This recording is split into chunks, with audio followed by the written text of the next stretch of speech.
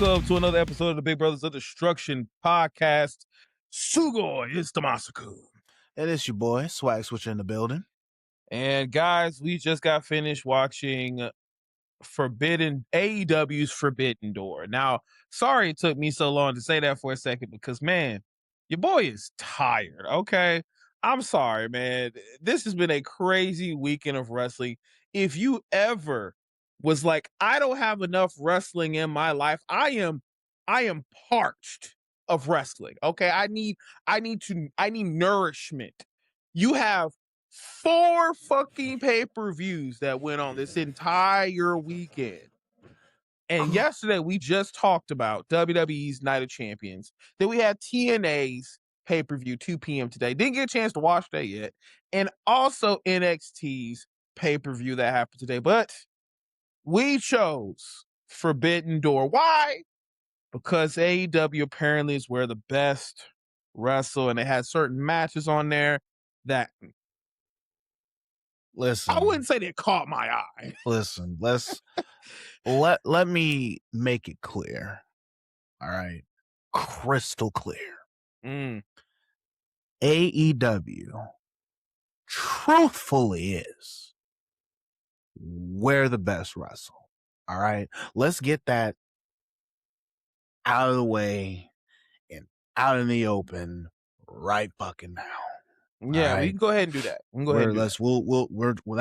going to start this off by saying that AEW is truthfully where the best wrestle.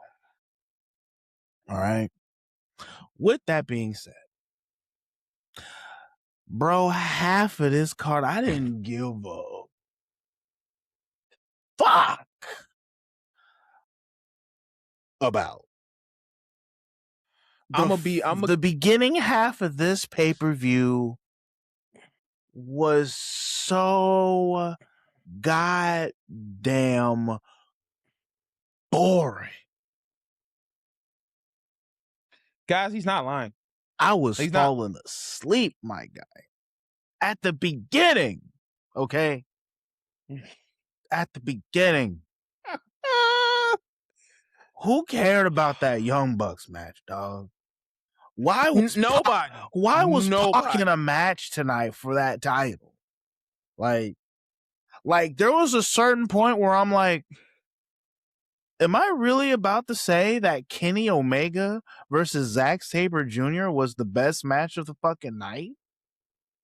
You're really about to say that right now? No, I dead ass until Tekla's match.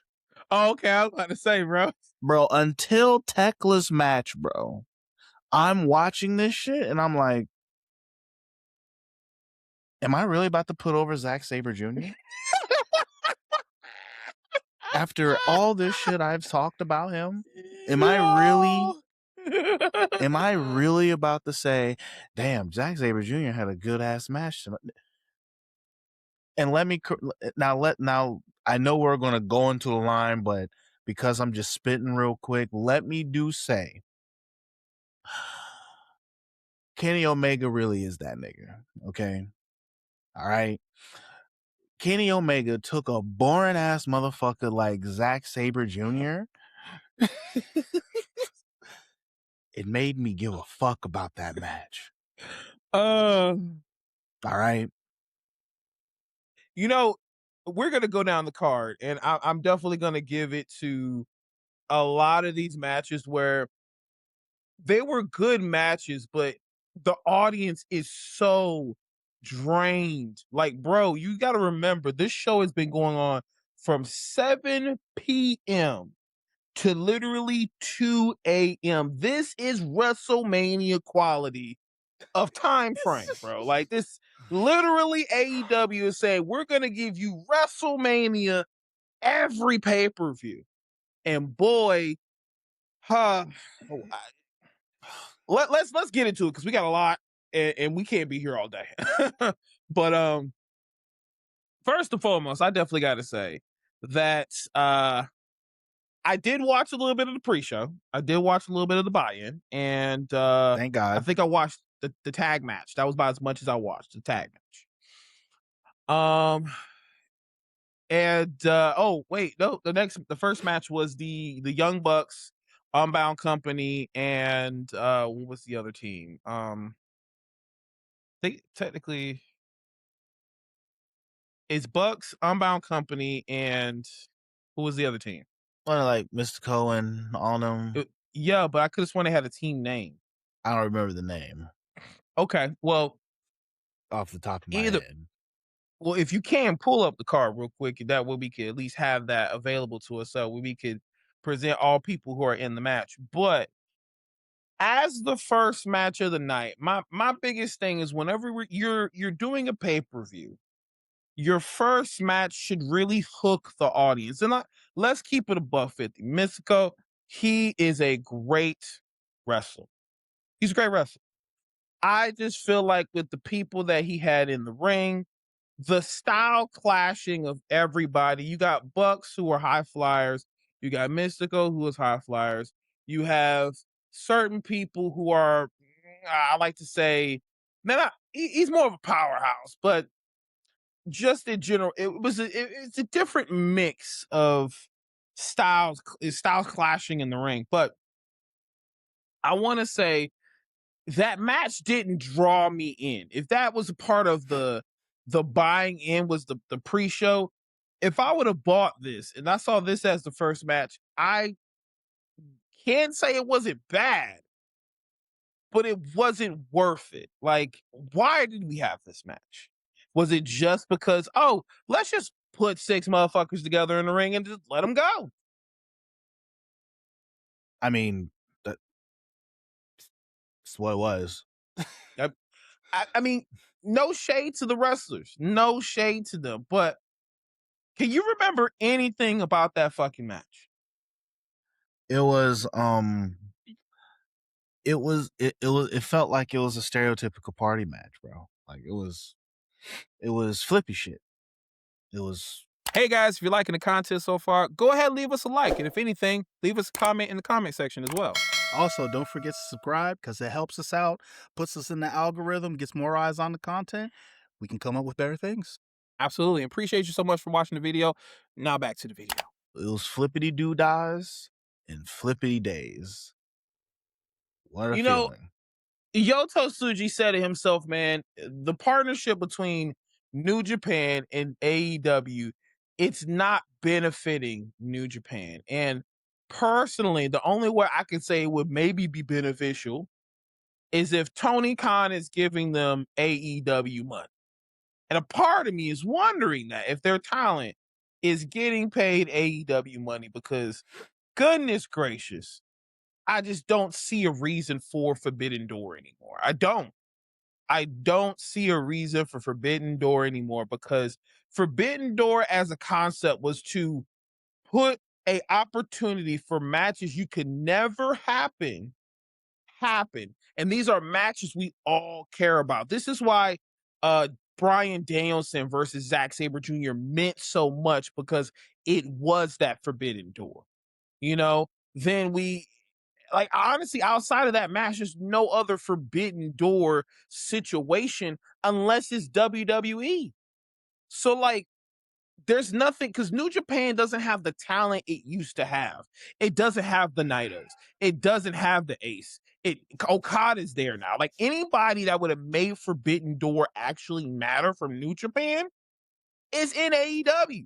So it's like you literally took the Forbidden Door, bought it, and placed it on in your fucking house, and then your next door neighbors can see it and walk in every once in the fucking blue moon. That's what it literally is. It's not a Forbidden Door anymore.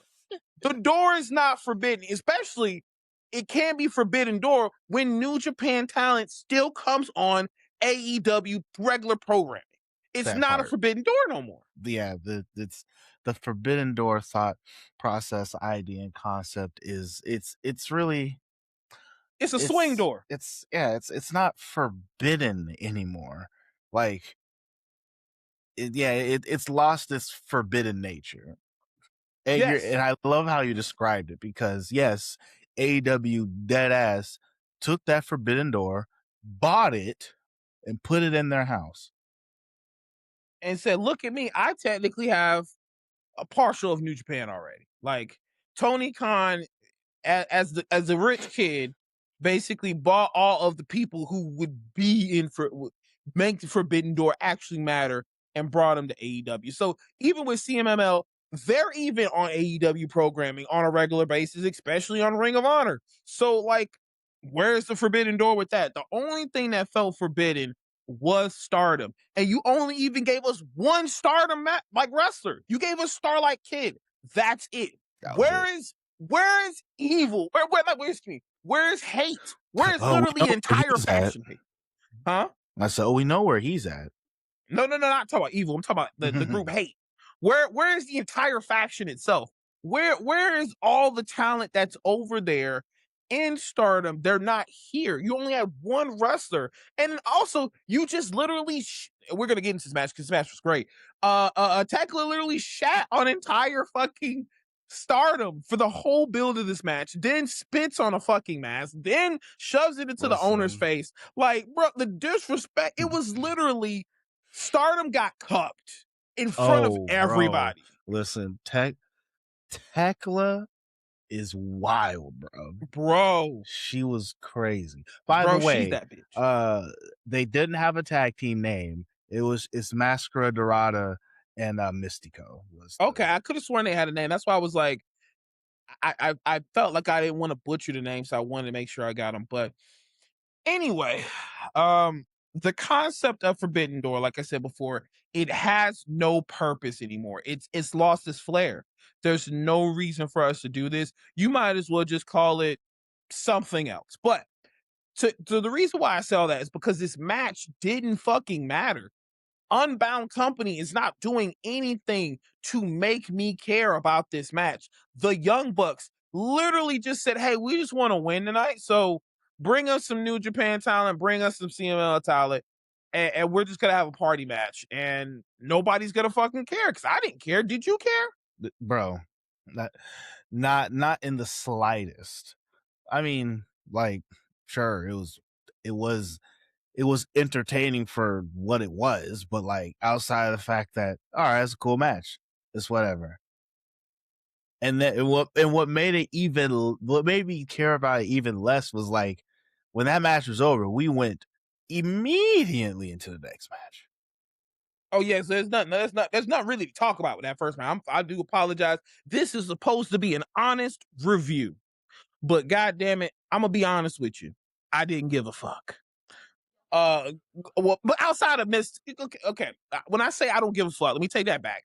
I did enjoy the actual wrestling, but again, at the end of the Big Brothers of Destruction podcast, our whole purpose when we're watching wrestling, and say it with me on 3, 1, 2, 3, story, bitch.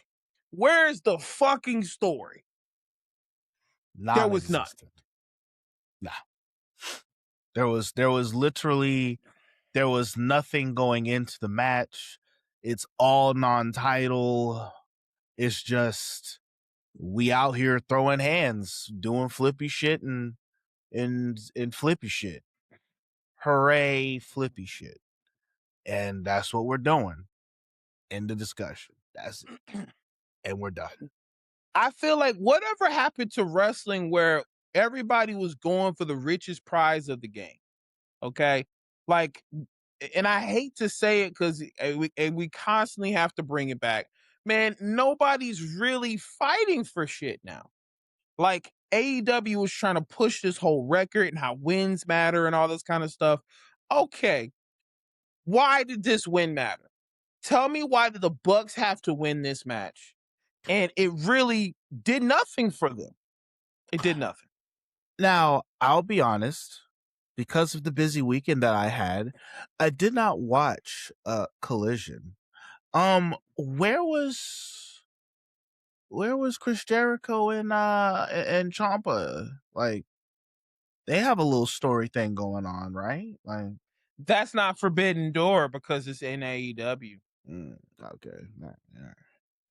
All right. Just all right. I mean, I was just it crossed my mind, but going on with what you're saying though, right? AEW, because you're correct.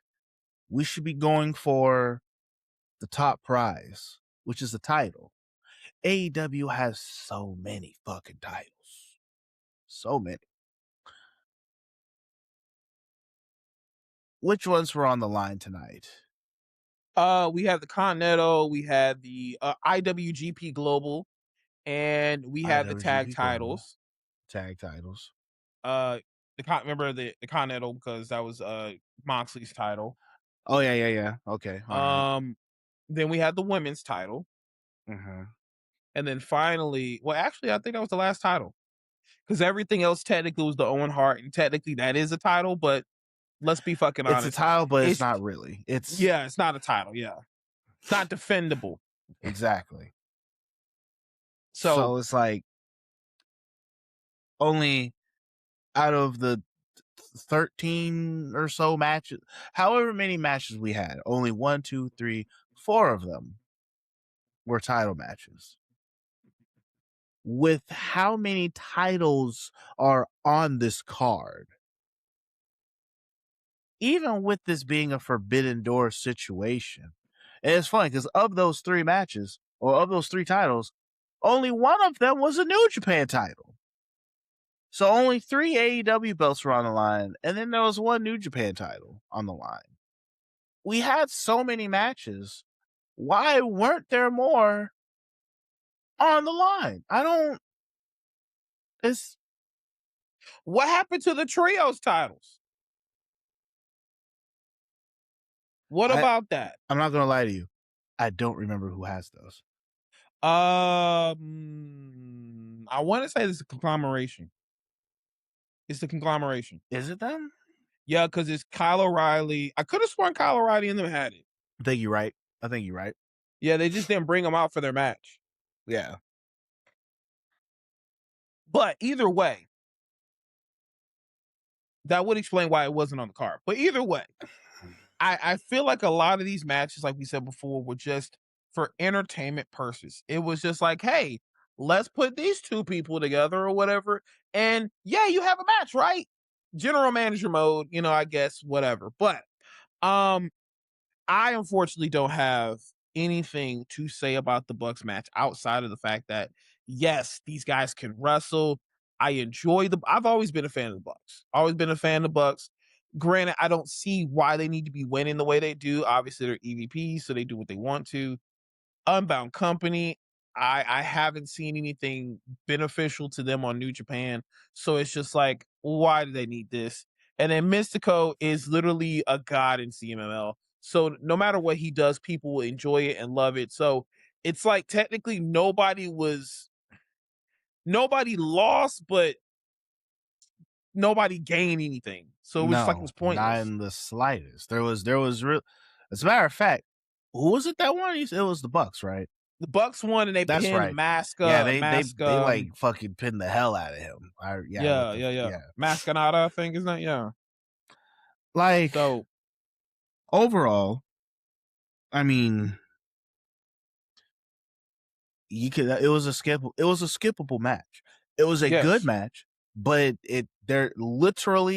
this match happens and it does absolutely nothing moving forward. Does nothing for anybody. absolutely not. With that, we can say, I think we can go into that next match, unless you got anything else to say. Because honestly, unfortunately, guys, I ain't got nothing. Because there's nothing to say. There's nothing to say. Second match, I think, was the Pac match, right? Was that really the next match? No, it was the Continental. It was John Moxley next. So John Moxley versus Bandito, which, by the way, Bandito is still the ROH heavyweight champion, and he's fighting for an AEW title, which technically, if you want to put in the caliber that the Ring of Honor title is supposed to be the most prestige title in Ring of Honor, it's the higher title, and he's going for a Continental belt. Like, Bandito, your belt actually is supposed to be more valuable if you think about it. Yes, it's supposed to be, but nobody cares about Ring of Honor. And it's sad. Like, it's funny. I saw some pictures showing like the Ring of Honor title, like, back in the day type situation. Oh, yeah. And I'm like, version 3. it's like I look at that belt and I'm like, damn, those belts, the one that Kevin Owen held, the one that what's his name? Cody. Yeah, the one that Cody held, those Ring of Honor titles, I'm like, those felt like real important. Those looked like real important belts. These fucking little pieces of shit that they're just walking around with, doing nothing with. Bandito is the forever Ring of Honor champion. We got Athena being the forever women's Ring of Honor champion. Like, no one gives a fuck, bro. No one cares. No one those belts mean nothing. Like they truthfully mean nothing. They don't even look pretty. They look like the belts that you can create on the WWE games. Like the minute you go on the app, like the actual created title, and it's just the boom, the default one. That is what the Ring of Honor title looks like. That is what it looks like. That default ass belt before you start customizing. It, that nah. Yeah, they just put Ring of Honor heavyweight champion on there and put 2 plates on it and say, hey, here, damn. Here, damn. Bro, listen, that's like that's not even here, damn, bro. That's fucking hold it. That's like Ring of Honor titles are that's not even here. They're not good at they're not important enough for be a here, damn. They're just fucking hold it. Yeah, hold it. Babysit boy, that oh boy, shit. Hold it. Hold it. So, going into the match, Jon Moxley versus Bandito. This was they tried to put a story to it, which they did up a hype package video, and I'm like, there's no fucking story in this. What are you talking about? No, there wasn't. It was just Bandito had a match and he won, and now he has to defend it against Mox, and it's just like, why are we here, right? There's nothing. There's nothing here. This was just to get Mox on the top. All this was to get both of these guys on the card so that someone can be like, let me see here. Oh, Mox is fighting. Oh, Mox is fighting that. Oh, I like that Bandito guy. Yeah, I'll see that match.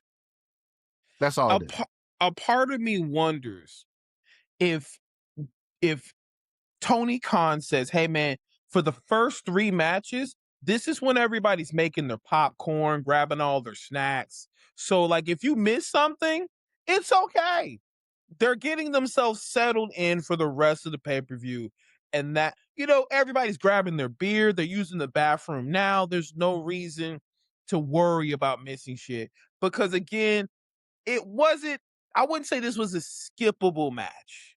But again, there was no reason for it because with Jon Moxley, I know he has heat with Bully Ray,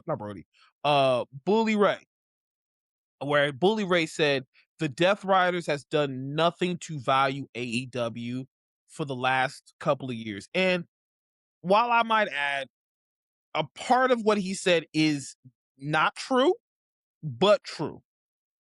And I stand on the fact that, yes, the Death Riders did make us really get super hype for Hangman Adam Page to win that title because of what the Death Riders was doing. It was pissing the fans off. We're not seeing the title. The title is the reason why we are watching the program. What was the quote that Bubba Ray said? It was Bully was saying that Jon Moxley is playing out his wrestling fantasies currently, wanting to be Terry Funk and doing all this stuff. And he was basically saying that Moxley's not a tough guy. He would kick his ass. So other talent in AEW, even the guy from GCW, well, he was not really from GCW, but he did the Bloodsport events. he was like, yo, Bully, shut the fuck up, or I'll actually kick your ass. So this is a heavyweight, like an actual fucking fighter. Even Marina Shafir jumped in and said, "Hey, coach, let me do it." So, Bully got a lot of heat. I don't even think Moxley said anything, but I personally agree slightly with Bully was saying, because like, what value is the Death Riders doing right now? Listen, because I think, and Bully Ray be saying some wild shit, but I He do. think he's right. So, to give some context here, okay? In my opinion, the Death Riders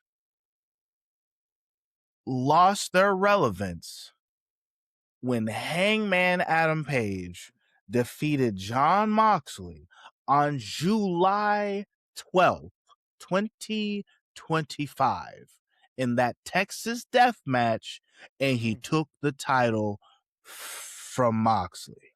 All right? Mhm. It's almost been a year since that happened, okay? From July 12th forward, which has pretty much been a year, which is around the time frame it sounds like Bully Ray has been saying. From that point forward, they have been absolutely useless, and they have done nothing to make anything great in AEW. All right. All they've done was fill in space and waste time, in my opinion. They gave pretty much Will Ospreay this growing arc, but like, what is We the could end have, goal for this? and that's the thing. We could have had this exact same arc without the Death Riders. Okay. Because, sure, this is a story. All right. And a lot of the AEW sicko fans are going to be all like, this is story. They're giving a story. We want a story and we're getting story. Yes, we are getting story, but are you looking at this story? Are you actually paying attention to this story? We're talking about Osprey, okay? Had his career damn near ended by these people. And then he's going to join them. And then the reasons why he joins them are still not clear. Will Ospreay had several other choices he could have went with. He had the ops.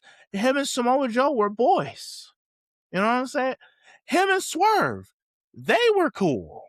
Okay? They all fought side by side with each other to get to this point. I have a feeling that everyone forgot. You know, the Death Riders are the bad guys, right? Like, we don't like those niggas. We're not supposed to like those niggas. You know what I'm saying? Like, once again, these are the same people who took the belt, was going to do all this anarchy shit and blah, blah, blah. And now they're this combat club thing and shit.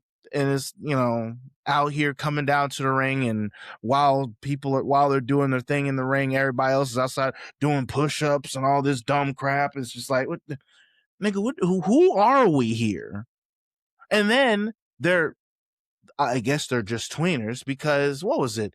On last AEW, Mox out here purposefully grabbing the title, hitting it over homie's head, and we're like,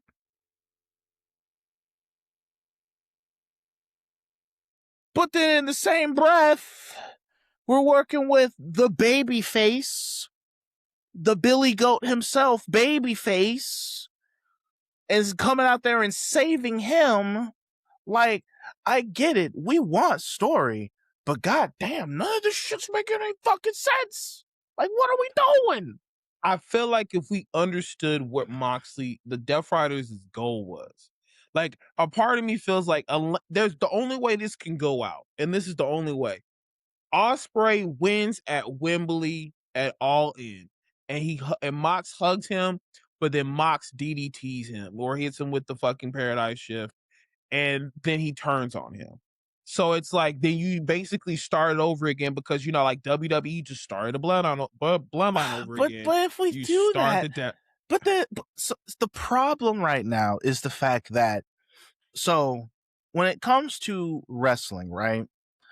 The most important thing is when we have two people going against each other and there's a feud happening, we have to answer the why. Okay. And AEW does this thing where they just create so many whys. Why this? Why that? Why her? Why him? Why any of these people? Why? And they don't answer it. Or what they'll do is they will answer it, or they will answer a why with, it's like saying like if 1 + 1 is supposed to be 2, it's like, all right, so 1 + 1 is 2, and then they'll say, yeah, 1 + 1 is 2, and 2 + 2 is 7. That's your answer to that question? Yep, that is. But that's wrong. We're going to keep moving. We're not going to address why we came to the conclusion that that's what that answer is. Even and they just keep moving with it. Like they won't answer the question. If anything, they will answer the question by creating a new question just for them not to fucking answer it.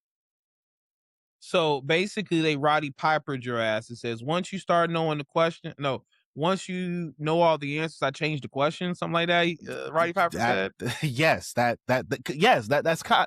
It's like, so like with this the Death Rider situation. Okay, so Jon Moxley saves Will Ospreay, and then he's teaching Will Ospreay how to be this person to get the title. Why are you doing that, Jon Moxley? Because shouldn't you want the title? Why are you teaching Will Ospreay to be this new champion type situation? And instead of answering that question, they just double down on it. And anytime Will Ospreay is in trouble, they come out there to save him. It's like, all right, cool. Maybe I'll ignore that piece, but Will Ospreay, why are you accepting their help? Are you a bad guy, or are you a good guy? He smashed his wife, bruv. That's all we know. He smashed his wife. Oh my god. Yeah. Listen, he goes forward and he presents himself as a good guy, but he also pushes forward and presents himself as being a part of the Death Riders. But then he goes on and does not address the fact that Moxley at the last show used his title to knock out Bandito and all of them and get the cheat win. But then later on that night, when he's in trouble, he accepts when they, like, it shows the story is pretty much everywhere. So when it comes to this match itself, I don't understand. I wouldn't say Moxley's character. So I kind of bring it all back to what Bully was saying is he's not seeing any value of what Death Riders is doing. I don't either. Are you a cult? What the fuck are you? Like, there's no telling what you are. So anytime I'm seeing you in a match or seeing things in a match, I don't understand this character right now. And which is maybe true. Yes. which AEW fans, anybody in the comment section, let us know what is the character of Moxley. What is the purpose of the Death Riders? Because to me, I'm gonna say this and I'm gonna be done with it. The Death Riders is literally the equivalent of a 90s fucking group like a high school group, and they just are rebels and they smoke cigarettes outside of the school and do jump skateboard, ride skateboards and hit rails and shit. And they're just the rebellious group. They do whatever they want to and they're just cool. And I think for AEW fans, that might be what it is. They're just fucking cool. Like, no, bro, I need more than cool. I'm an adult now, okay? Like, Anyway, yeah, it's Death Riders is an anomaly that anyone who decides to go into the comment section, fill us in. Because please. maybe we're just missing it. It's very possible we're just not getting it. Yes. And so, until then, the shit was stupid. Granted, the match was cool to watch. Yeah. Don't care. Yes, literally. I mean, And like I said love before, Bandito, but it's like, I knew he wasn't going to win this belt. and that's the thing about going in watching a match. Like some people will say, "Hey, man, don't super analyze or set your expectations on what the outcome of the match is. Let the match ride the match out." I'm a little bit different, man. I'm trying to always constantly see why is this match happening? What is the purpose? What is the goal? How And I does watch. this push forward and forward any activity in the show afterwards? Yes, Bandito and Mox, they had their clash, they fought. Where does that go now? What does that do? What does that mean? exactly. And this match did not tell me anything besides the fact that Mox congratulates everybody he has a match with, and whether if they win or lose, See that he part right congratulates them. there. That part right there. The fact that like after the match now he wants to be all like, "Hey, you did your thing. Good job. Nigga, you hit this motherfucker in the face with the title. Awesome heel shit. Fuck, I'm gonna shake your hand." Anyway. And a part of me feels like it's like, Mox wants to be an MMA fighter so bad that he does what MMA fighters do. A thing that MMA fighters do a lot is they will try to psych out their opponent before a fight as much as possible. And sometimes they'll say really mean shit. They'll say really dumb shit, but it's to get into their opponent's head. And then whenever they fight, they actually get into the ring, finish the match. They'll dap it up and was like, yo, it was all business. Just want to let you know. A perfect example. I can't remember the fighter name, but he was saying a lot of wild shit on the internet. And then he fought this dude and he won. And then he was like, hey, yo, everybody was playing, bro. I was just getting that nigga head. And then everybody, he's a genius. He's a genius. He psyched him out. And it's like, that's what it feels like Mox is doing. Which is so funny because like whenever I see that kind of shit, it's like, y'all ain't doing nothing new. We over here in the wrestling camp have been doing this for years. All right. We wrote that book. Like y'all just decided to do it because it's entertaining. It sells fights and it makes matches more intriguing type situation. And it gets people to buy in onto the pay-per-view. They're just doing shit that literally wrestling has been doing since before MMA was birthed. They're just catching up. Yes. They're trying to have charismatic people, but they're not. Nobody's really charismatic. The charisma's in the match. But overall, skippable match. I wouldn't say skippable.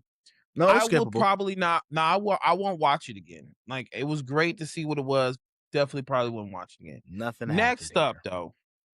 Next up after that was another Deaf Riders member. It was Pac versus I think it's Yumina. Yeah, the champion. Yeah. I'm trying to make sure I'm pronouncing it correct. Yumina. Speaking of, one thing that I did like about Forbidden Door was like they did like the regular announcements and then they did the Japanese announcements. Bro, he is so fucking hype. Every time he's announcing somebody's name, it hypes it the fuck up. I really, it's funny because in Japan, he does not do it that way. They don't do it that way. but they did it here, and because like it's always like Yeah.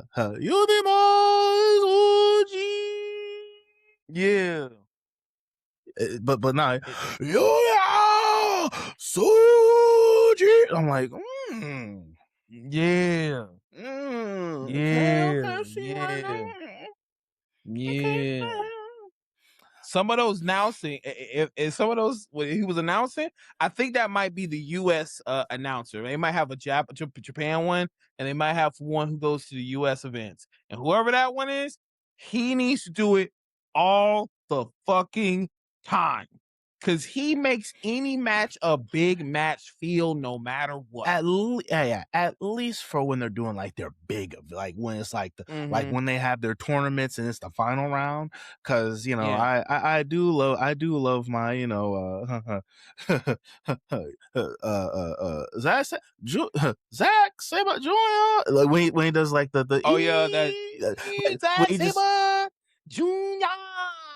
Like he'll hold it, but like hold it. yeah, Yeah, I, I'm cool with that. yeah, I like him. yeah. But when we get to like the big events, put this guy on. Please put him on. Also, I appreciate Walker Stewart on fucking commentary so much this entire pay-per-view. I personally would just prefer him in AEW over L Yes. Excalibur. Get He him off. Give me Walker Stewart. bro, I ain't gonna lie. Like thank God for him. Cause everyone else was out here fucking Bruh, Tony. What the fuck? Bro, Tony, bro. Ayo, Tony, get him the fuck out of here. Yeah, Like, bro, Tony ain't usually that like Tony out here sipping on whatever fucking Michael Cole's been sipping on, bro. Yeah, last night, bro. What the fuck? like the one thing I sent you when he was all like, yes, I was like, man, I haven't seen that much blood in a long time. Like, nigga, what the fuck? What promotion have you been working at? Tonight. You saying that in the main event after we literally just had a bloodbath of a fucking match. And you're going to be out here talking about songs like, man, that's a lot of blood. I haven't seen so much blood. Boy, if you don't shut your ass up.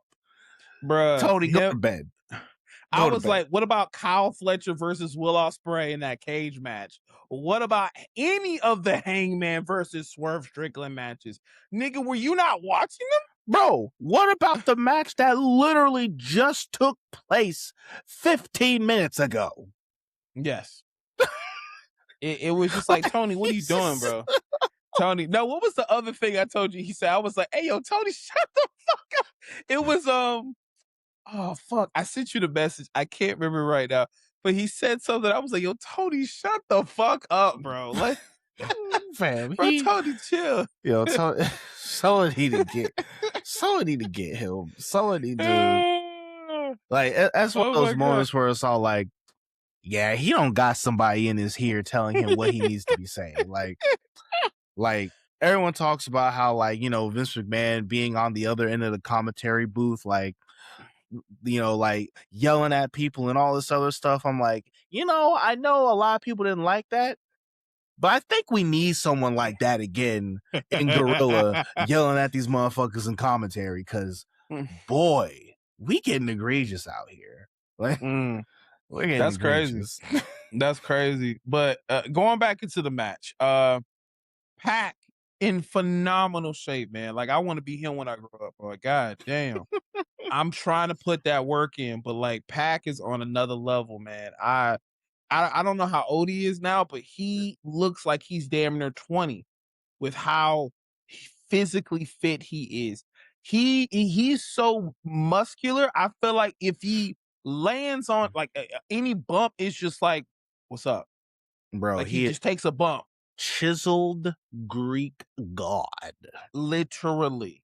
And Yumana's not that bad either. I mean, like, this match was definitely a New Japan match in AEW. Because personally, you could have put that on like a Dominion or a G1 Classic. This would have been a banger.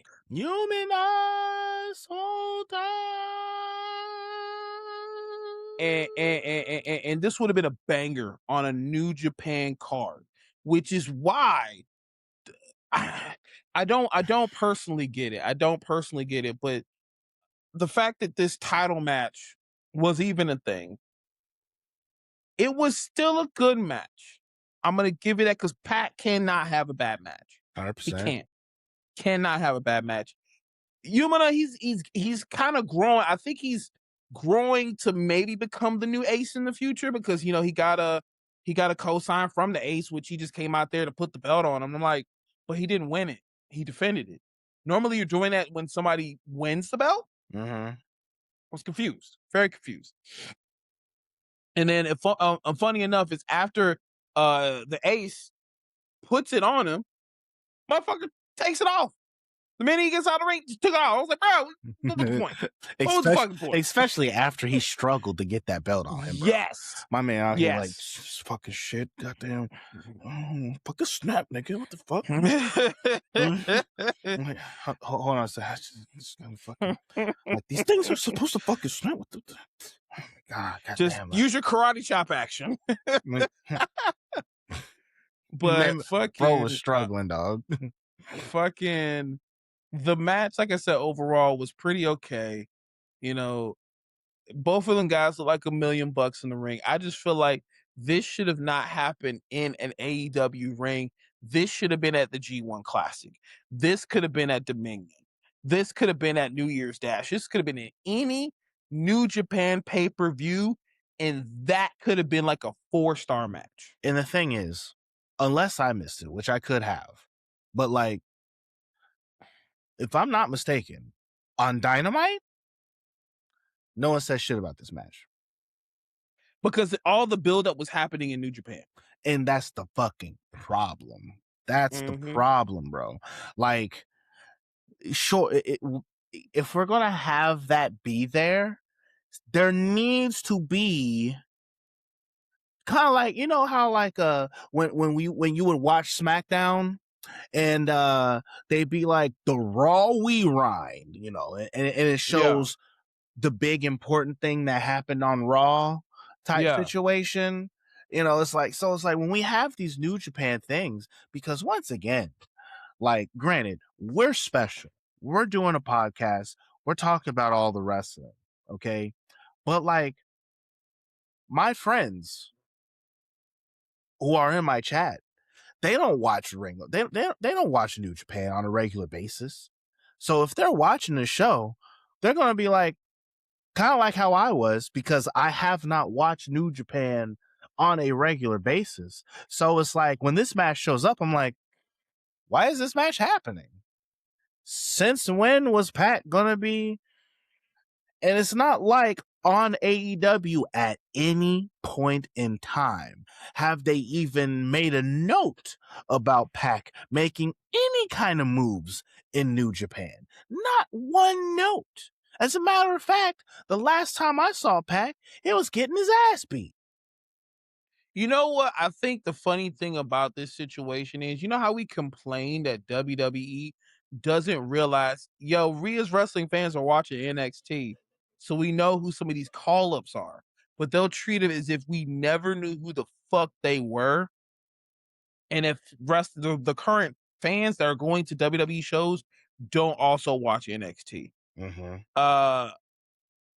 AEW doesn't do that. AEW is like, you are a wrestling mark. You are a sicko. You are probably watching every form of wrestling everywhere. You know who the fuck Yumina is. Now, you definitely seen New Japan, bitch. And if you haven't, well, fuck you. And see, the problem, because you really hit the nail on the head with making that statement, because it's like the roles need to be reversed. Yes, because the reason why it should be reversed is the fact that and this is the main difference why NXT is a WWE product, okay? And they are all within the same circle. If you go to WWE.com, NXT shit is just a click away and you see it. You don't just have New Japan shit just there to show on AEW.com. You gotta go to NewJapan.com to see that shit, kind of thing. And especially because that New Japan is a whole different country, whole different language, Time zone. like everything is so separate from each other. It would be one thing if I could go on AEW.com and they have like a fucking like A subsection. a subsection that says New Japan. All right. Mhm. They don't got anything like that. I don't go to AEW.com and buy Suji's fucking t-shirt. Nope. I could do that by going to WWE.com and buying, Rhea Ripley's old NXT shirt. I could do that there because it's all there. And it's like, I don't know why WWE doesn't see that because they're the ones filming that whole product. AEW and New Japan are two completely different companies, literally worlds apart for all intents and purposes. And because of that, it's not like New Japan is super simple to just be able to start watching and picking up. So please fill us in on what the fuck going on over there so that when you just throw this match on my screen, I don't look at this like, oh, why the fuck Pac fighting these guys? Pac's a fucking loser. He hasn't won shit. He ain't been doing nothing. Darby's been kicking his ass, so it's like it's crazy. Like you have literally this man he's molded like a Greek god, and he's losing to specific people. It's like Darby kicked his ass, and Darby ain't even the champion no more. So what that make Pac look like? I'm saying, bro. It makes it also where the Death Riders, if you guys are trying to train to be this unbeatable team, or we're just fighting to fight, it just feels like, in general, as they particularly hold down the fort of what the Death Riders are, it is literally just a gang of people who enjoy fighting for the fucks of it. Now, handle your business. But when it comes down to the actual match itself, like I said before, it's it's on a scale of this is still a good match. Just there's no reason for it happening. No. There's no reason for it happening. No, it was like honestly, because of the fact that I did not have any kind of warning from AEW about this match. Like I looked at it, I didn't care. I didn't care at all. And considering how much I did not care, like I looked at this match, I'm like, all right, it's happening. Of course, Pac ain't gonna win no goddamn fucking belt. Like, get this shit out of my face. Like, yeah. And that's another it's the ace. and that and that's another thing. Is like they'll put a match in front of you and say, "Oh, this person's going for this title," and like we're at a point where we can't get super hyped for a match like that because we know he's not going to win it. So like obviously I don't care anymore because I know the outcome of the match. And that's the issue what a lot of people will say about us is because we're too analytical about it. It's like, but at the same time, what you're putting in front of me, I'm supposed to care. How can I care about something that I know is not going to happen? And I'm just along for the ride. Now let it be known because we're getting close to it because which is going to be where we can show the fact of how just because we seem too analytical and we're like, oh well, we knew that was going to happen, does not mean that we can't watch a match and for a brief moment have our belief be suspended. Yes. And the match sell us to the point where we're like, well, shit. All right. We about to do something here. Okay. All right. Because it's possible. It can happen. It happened twice. It happened twice this night. Twice. I actually was popping off so much. My wife had to come in and close the door because she was like, yo, you wilding.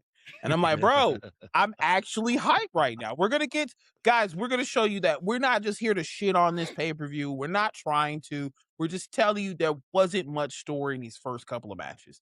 Boy, And was then there we not. had a match that in the beginning I didn't give a fuck about. Mm-hmm. But boy, oh boy, did something happen that made me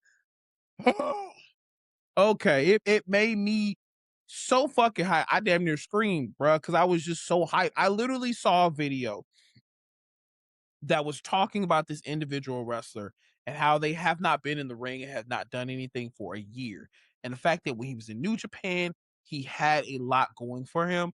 And when he got to AEW, he was hoping he would get a belt. He was hoping something would happen for him. And he hasn't done anything yet. So to see him back again, to see the whole faction back again, and we're gonna tell you who it is. We're not gonna spoil it. We're gonna get to that point. But to see that moment, it was so hype. I had to scream. So the next match was the Dogs versus Edge and Christian. I don't give a fuck what you say. Adam Copeland and Christian. So ACC. Well, it's ACCC. Wait, hold But on, because I don't think that was the next match. what was the next match after I that? think the next match after that, because Grant, that match, I think that match because I think we're a little out of order, but Oh no, it was I could have sworn it was that match, then Teclis. no, you're forgetting the Kenny Omega match. Oh, you right. It was Kenny Omega, then the Adam Copeland match. Okay. So I will admit there were certain points of this match that I did miss. So you mentioned how you really enjoyed this match and you actually even felt like, whoa, for a second, I might put Zack Sabre Jr. on hey, this actually is really good. So tell me, what were your thoughts when it came to this Kenny versus Zack Sabre Jr. match? So up until this point in the pay-per-view, all right, everything was boring. I didn't care about nothing happening. And as I'm watching this pay-per-view, when Kenny Omega's match and when Kenny Omega versus Zack Sabre Jr., now I've made it very clear. I don't care about Zack Sabre Jr. I think his wrestling is boring. His style is boring. His matches are He doesn't have any charisma in my mind. He's just a pretentious white British guy who just feels like he's better than everyone. Okay, it is what it is. Too much dick kissing is not my people. All right, I just can't get behind them. So here we are, the leader of Too Much Dick Kissing, going up against Kenny Omega. Now, going into this match, there was nothing for me in this. All right, like it was just, hey, Kenny Omega's going to fight Zack Sabre Jr. at Forbidden Door because we have to make Zack Sabre Jr. fight somebody at Forbidden Door every fucking year. All right, because it's Zack Sabre fucking Jr. Ooh, okay. All right. Kenny Omega showed me tonight why Kenny Omega is who he is. All right. Now, I can in the very, very beginning, I doubted Kenny Omega. I'll admit. Okay. And then as I watched him in AEW, I'm like, I mean, I see what he's about, you know what I'm saying? Kenny Omega took someone who I absolutely abhor watching in the ring. And not only with no story did he make me pay attention to this match, he made me care about the outcome, which is crazy because there was no story. It was just, hey, Kenny Omega and Zack Sabre Jr. are going to fight each other. All right, cool. And then last Dynamite is like, hey, here's a little standoff between them two. And Kenny Omega cuts this promo, and Zack Sabre Jr. is just like, don't go to the hospital. And that was it. So it was like, all right, whatever. This is going to be stupid. Got it. Okay. So going into this, after being fed the first match with the Bucks and then the Second match. who cares about, like, after being fed these, like, I don't give a fuck matches, and whatnot. This comes up. I was all like, I'm gonna put it on. I'm going to keep an eye on it, but I'm not gonna watch it. And as it goes on, I'm watching this. I'm like, they actually doing something. Hold on. This I'm kind of all right. Oh shit. Oh shit. Listen, I don't give Zack Sabre Jr. any credit. All right. This was all Kenny Omega making this That's match crazy. worth putting my eyes on. That's crazy. I mean, Zach, to me, he's a good wrestler. I enjoy his matches. I even enjoyed his reign in New Japan when he was champion. But I understand he is a talent who his wrestling speaks for himself. I've never really seen a lot of his mic skills, so Because they don't I exist. but I know for a fact I enjoy his style of wrestling. It's very very submission, technical stuff. It's a flashier style of what Daniel Bryan used to do, or Bryan Danielson. Kenny Omega in this match, I think, brought out the side of Zack Sabre Jr. that I think is missing, kind of thing. Cause I can see, like bullshit aside, I could see the appeal of Zack Sabre Jr., but it's just that, it's almost like the stuff that I wish I could see him do, no one's going to make him do that in a fucking match. Because New Japan is very specific on how they do things, and Zack Sabre Jr. is not fighting the people who is going to make him do these things that Kenny Omega did. Kenny Omega made Zack Sabre Jr. feel like a fucking wrestler, not just a fucking submissionist. The technical, I'm gonna put your hand this way, and then I'm gonna bend it like this, and then I'm gonna do this, and then do that, and get that bullshit out of my face, you know what I'm saying, like that, give me some fucking substance, nigga, and so and Kenny Omega forced him to do that, which you then know, made the match worth looking at. The whole plot of the story was Zack Sabre Jr. said, "Hey, I want to go fight the best wrestler, so throw me your best wrestler." If I don't recall, is not AEW where the best wrestle? So Zack Sabre Jr., why the fuck are you not in AEW?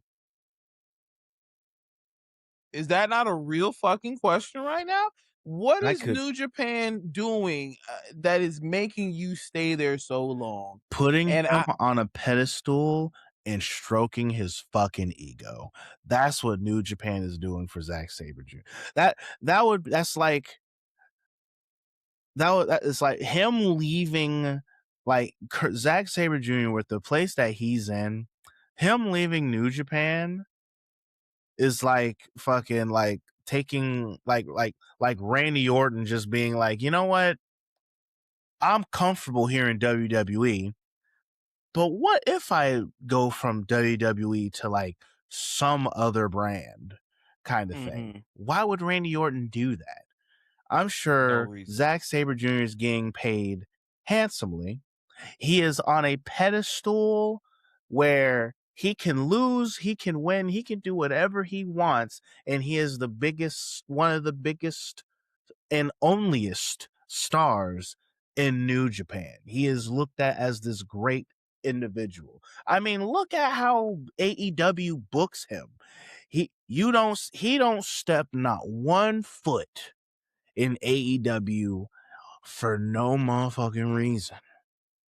And then when Forbidden Door shows up, it's like, who does Zack Sabre Jr. get to face? He fought Daniel Bryan. He fought goddamn what's his name? Nigel McGuinness. Zack Sabre Jr. is the spectacle. He is, and I don't the mean secret. He's the secret character. he is New Japan's using him as like this big spectacle, like it's some big privilege to be placed in a match with Zack Sabre Jr. Like for lack of better comparison, it's almost as if they're treating him like the Andre the Giant of New Japan. The You know what I'm Andre the Giant Battle Royal Memorial. Because like think about how they used to use Andre the Giant. Andre the Giant was a spectacled match. It was like Andre the Giant's gonna fight who? In what promotion? Whoa, that's crazy. That Zack Sabre Jr. is going to AEW to fight who? Kenny Omega? Nigel McGuinness? Oh, he just made his return. Daniel Bryan? Whoa! The Dragon versus the Zack Sabre Jr.? What a spectacle! What a Get the fuck out of my face, dog. Like, I'm not trying to hear all that shit, dog. Like, But you could say overall that this match was pretty good to you, and that it literally at made this you point, it was the only match that I cared about at that very moment. The only match that made me go from to okay. until we got the tackle. Yeah, and then we got the best match of the night. I don't give a fuck what you say. That was when shit started popping off. Yes, because remember we go into the next situation. It got a twinkle. You got a little twinkle of popping off. No, you're right. Little twinkle popping off. But going back to what I was originally saying earlier was Adam Copeland and Christian Cage versus the Dogs. This was a match I didn't care about. The story and build up didn't care for. It's basically you're the equivalent of you're old, we're new. That is literally what the story was. Yes. There was nothing. Christian, it has the capability of carrying a story with his pinky at this point. And I don't feel like Christian, because Christian is that goddamn good. He really is, though. He's that goddamn good. So him alone could have made a story out of this through his fucking pinky. But the Dogs, which again, AEW must be giving them good checks because you are also a made man in New Japan. But then suddenly you're here and here we are. But I personally don't give a fuck about the Dogs. I don't. I mean, I care about Gabe Kidd. I like Gabe Kidd's character. I don't care about Finley's character. I don't care about this other guy either. But you know why we don't care? Because AEW has not done its job of making us care. No. Like, sure, Gabe Kidd, he kind of got grandfathered in because we kind of sort of ended up learning about who he was, what he was, because he was on the side of the Death Riders kind of thing, which is also still another thing that I want to bring up about the fact that like Death Riders and the Dogs still actively have like a good working relationship because they often kind of team up with each other still. So it's like, what are they? But getting off that, going back for this match, it's like they have, since the Dogs have become a thing, they have not done anything to really give us a reason to give a fuck about these guys. Nothing.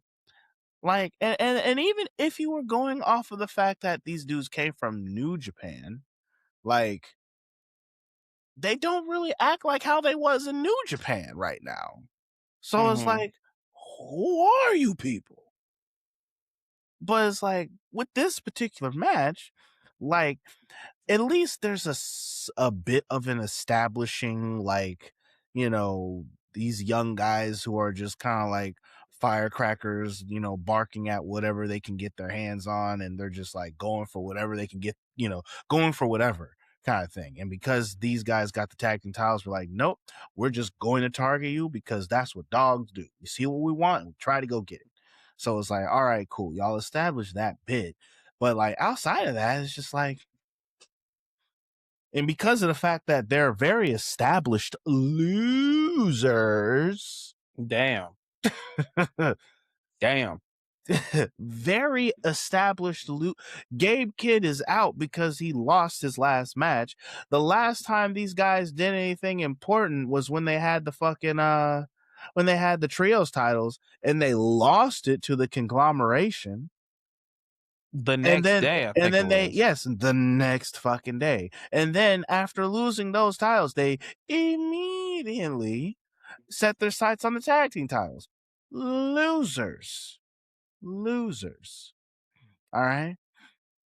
And so it's like going into this match, it was like, I don't care really. Like, I mean, they had some little funny skits, you know, they did some things to make me at least be like, well, they tried with story, you know what I'm saying? Like, it ain't great story, but they tried to give us at least something to go off of.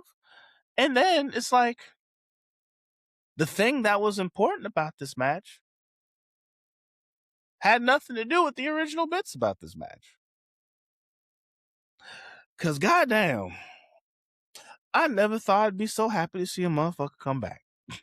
Oh, okay. Yeah, no, absolutely. I mean, I'm gonna say my piece real quick before we kind of go into that segment. But um the dogs, the reason why this match didn't matter is because the presentation, yes, for the dogs has been really shit.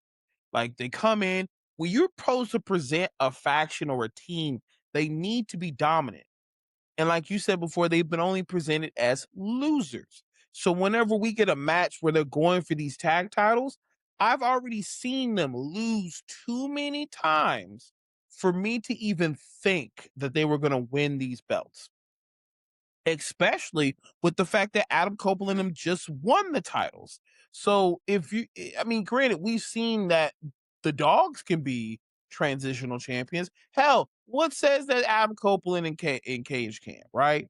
But there's nothing about the presentation of the dogs that gives me that feeling of, yeah, they probably could win this. No, nothing.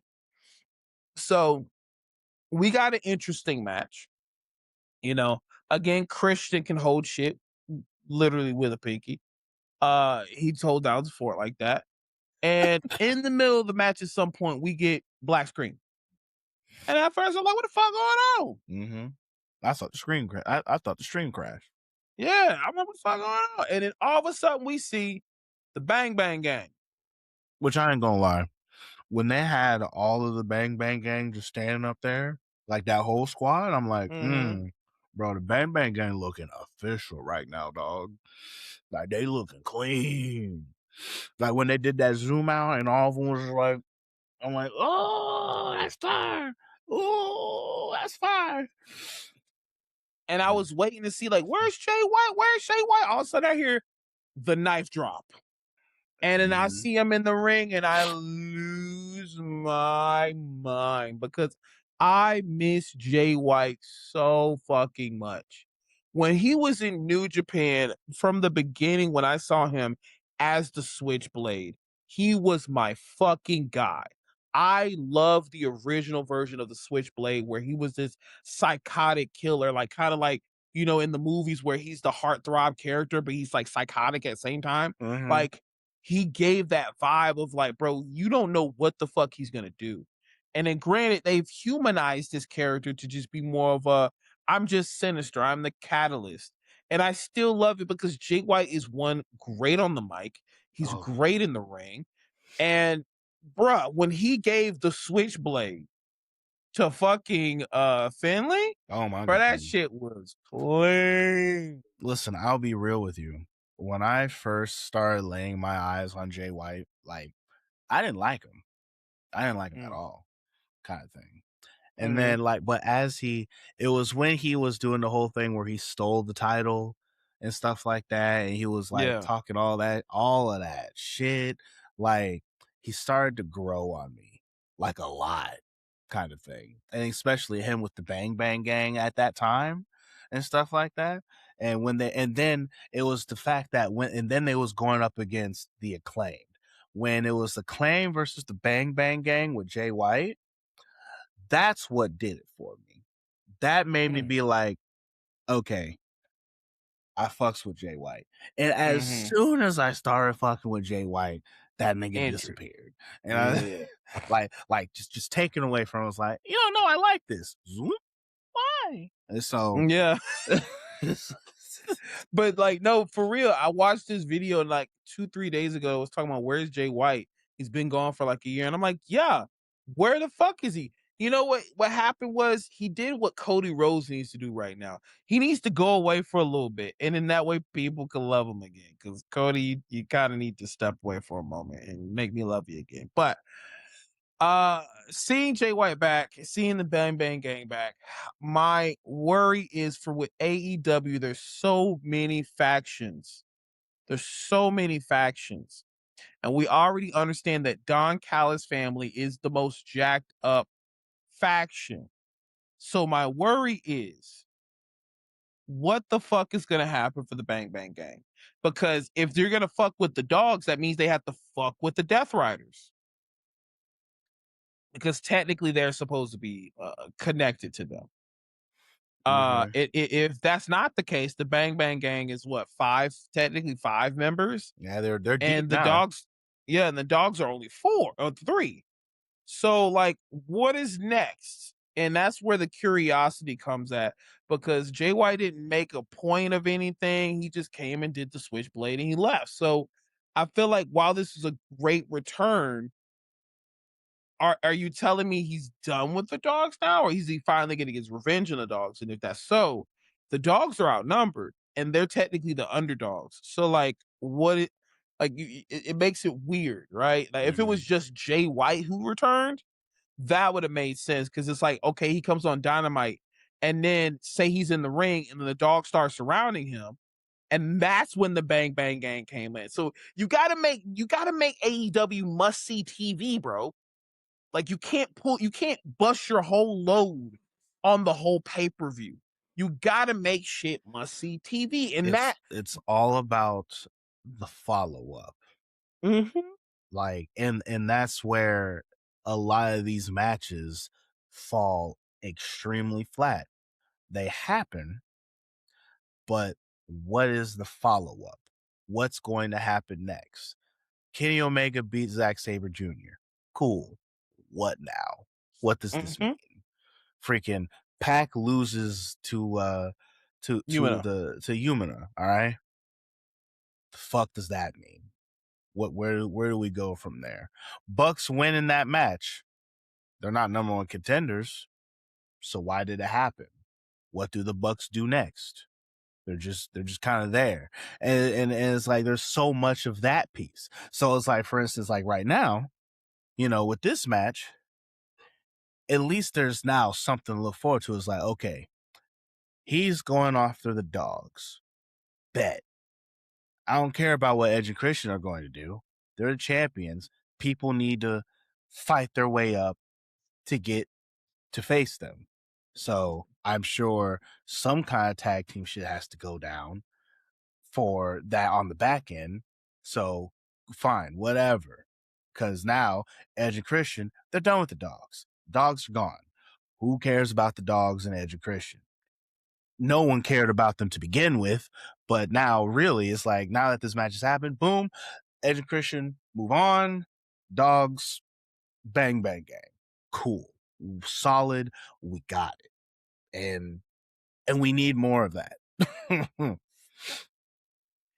It was definitely an interesting situation. I mean, the match was a match. It wasn't bad. It wasn't great. It was a match. Okay. And then we got to me. Well, I have to take this back right now, because personally, the best matches of the night were from the fucking women. They actually fucking like, granted, yeah, Will Ospreay and Swerve, cool. The cage match, cool. But these women brought out the best of themselves in these matches. Tekla cannot do no wrong. None. She's literally spitting on a promotion's fucking logo. Chef's kiss. She is doing the Lord's work with her heel capabilities. Listen, Bruh, when she out somebody here. when somebody created the word heel, they spit out Tekla. That's what happened, my nigga. The word heel was Tekla. Tekla's whole situation is the only thing that felt like real Forbidden Door shit. Yes. Her whole story that she's had from start to finish with all of this has been solid. And you know what else that they did? When you look at all that bit here, they actually did the thing that I was saying that they needed to do for Pac's match.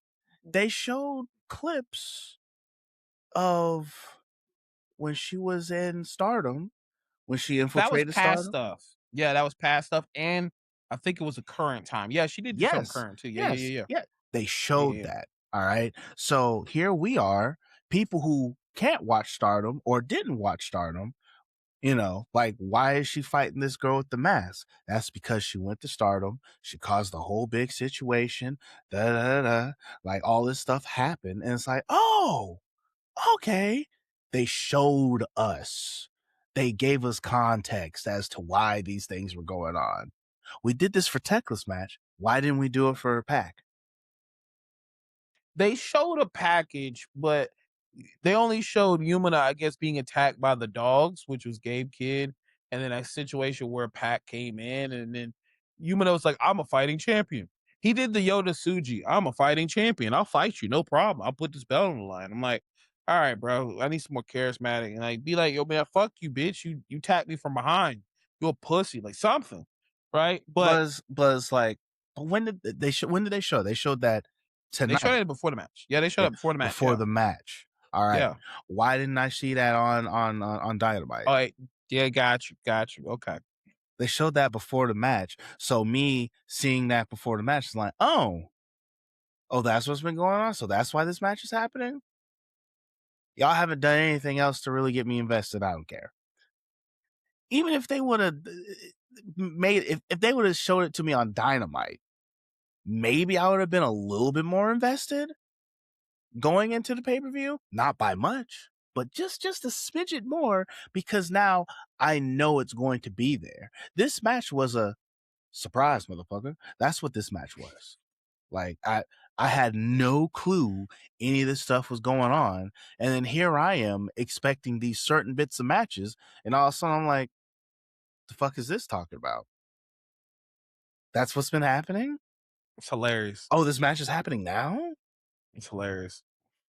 I don't care about any of this. Like, why would I there's no time for me to care, because the match is happening right now in front of my face. I haven't had a chance to possibly be invested into this. But with the tackle match, though, this has been going on and on and on, climbing up the ladder and spitting on the Stardom name. You know what I'm saying? They showed us when she went to Stardom and caused all that ruckus. She gave us her story about how she got fired from Stardom and all that other shit. Like, I was in that, bro. I was invested. I seen all of that. And then when this match happened and Tekla did what Tekla does, and then of course we remember the fact that Tekla got homegirls, her triangle of madness, Mm-hmm. because through a lot of this we kind of forgot that she still had that in Because her she back pocket. don't need them. Because That's she she don't don't need them. need them. But she Yes. bring them bitches out there anyway. Mm-hmm. And then they At do the their end. thing. Yep. And they and they did what they took that bitch man, and then she's like, give me some more of that. Pause. But like, give me some more of that. Like, give Tekla, I need that. Give me.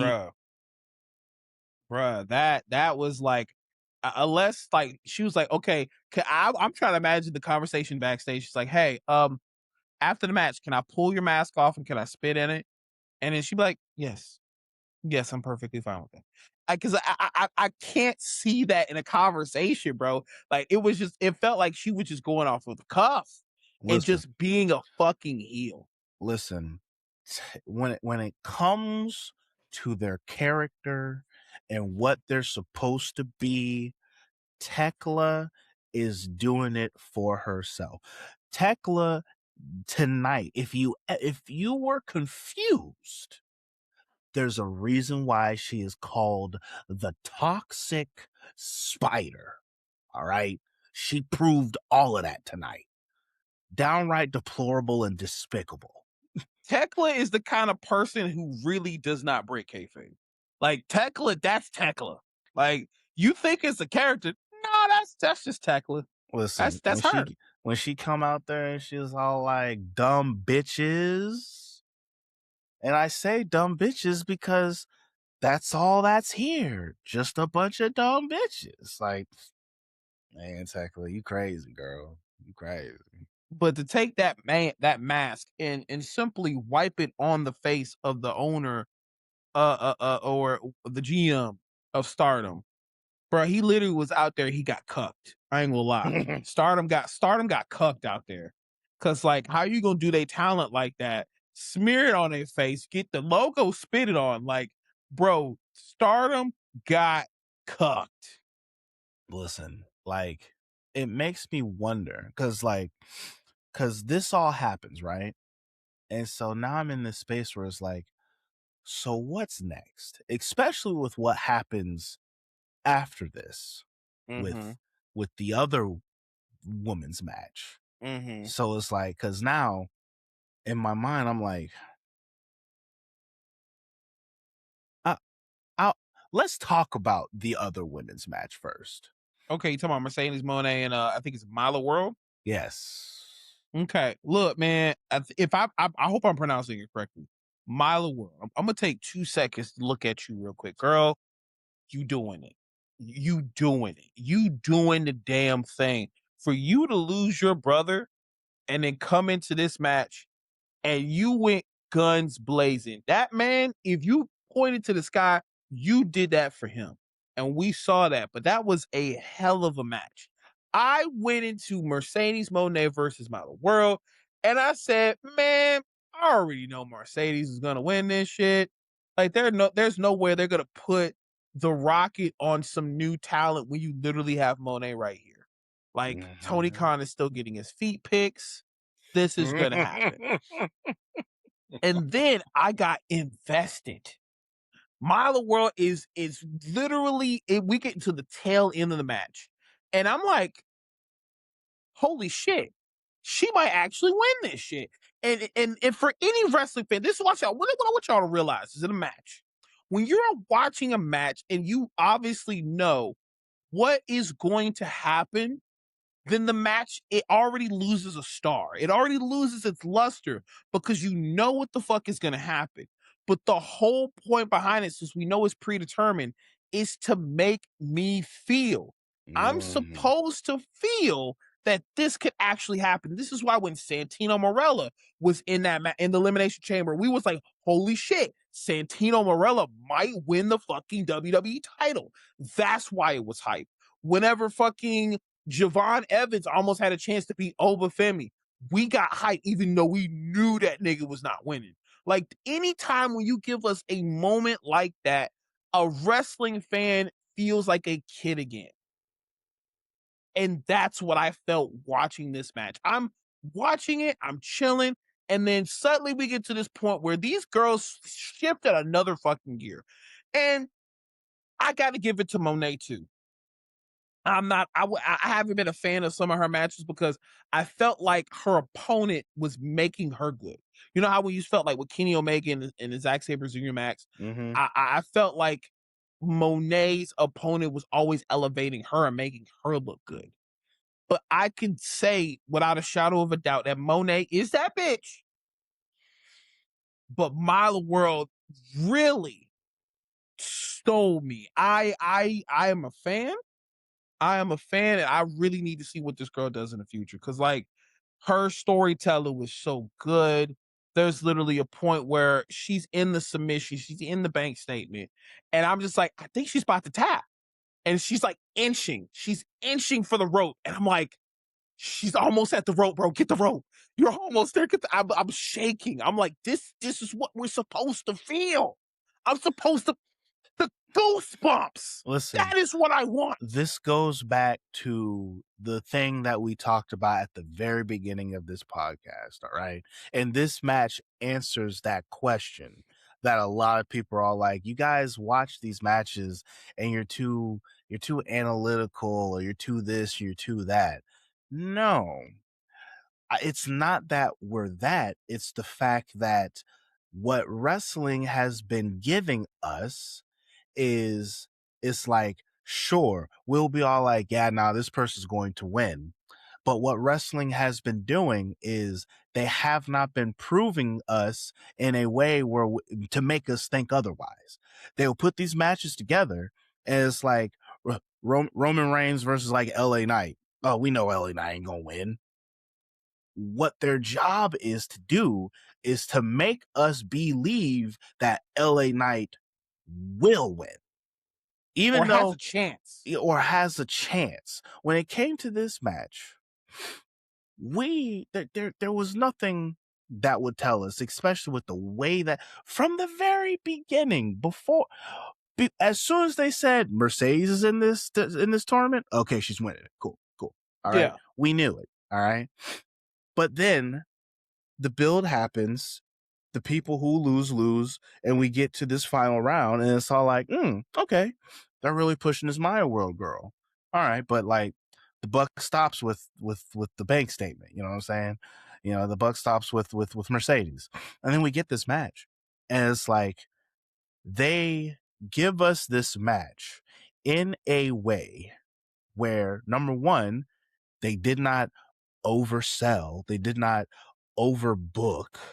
You know what I'm saying? They gave us a classic female match between a classic match. It don't even have to be female, to be honest with you. They gave us a classic match, and they did the thing where they pushed this match in such a way, and story helped this because of what happened with Maya World and how she kind of sort of like pieced her way through this tournament up until this point.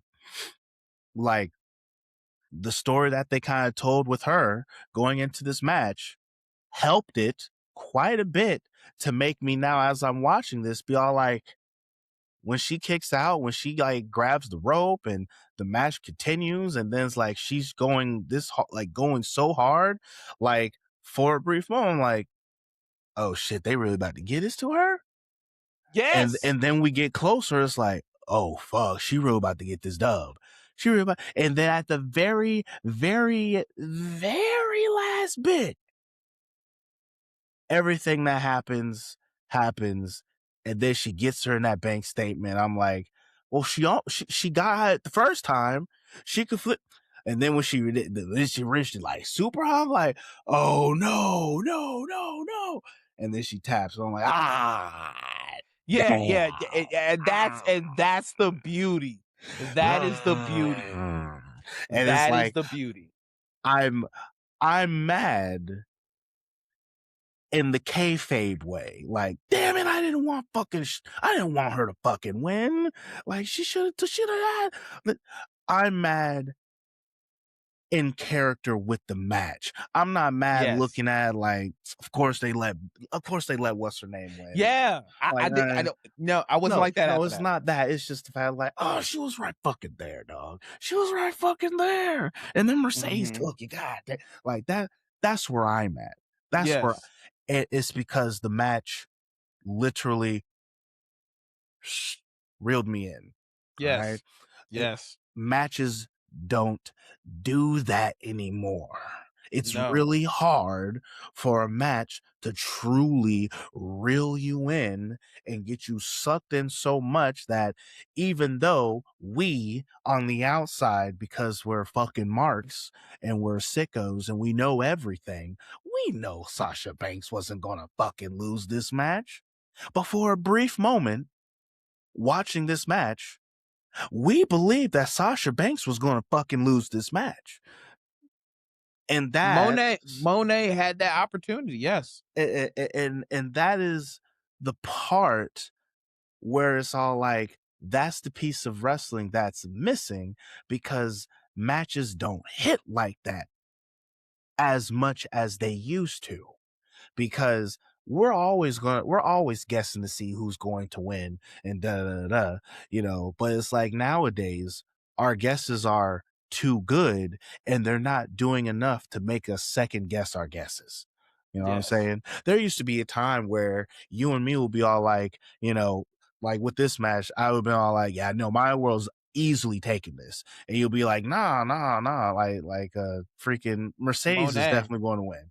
You know what I'm saying? And then there's that moment where we're both watching because you're voting for her and I am solely in this other person's corner and we're just waiting to see what's happening, kind of thing. And it's like wrestling has become too predictable, where it's like we're not guessing on two sides. We just know it's going to be this one side, and they don't do anything to make us second guess that guess, kind of thing. Yeah. And it's like this match, which crazily enough, it being, a Mercedes Monet match, considering the history that she's had up until this point, this match did that for us. And boy, it's refreshing. And it shows the fact that Yes. it can happen, but the things that are needed to make it happen are missing in wrestling right now. And what is that we all say?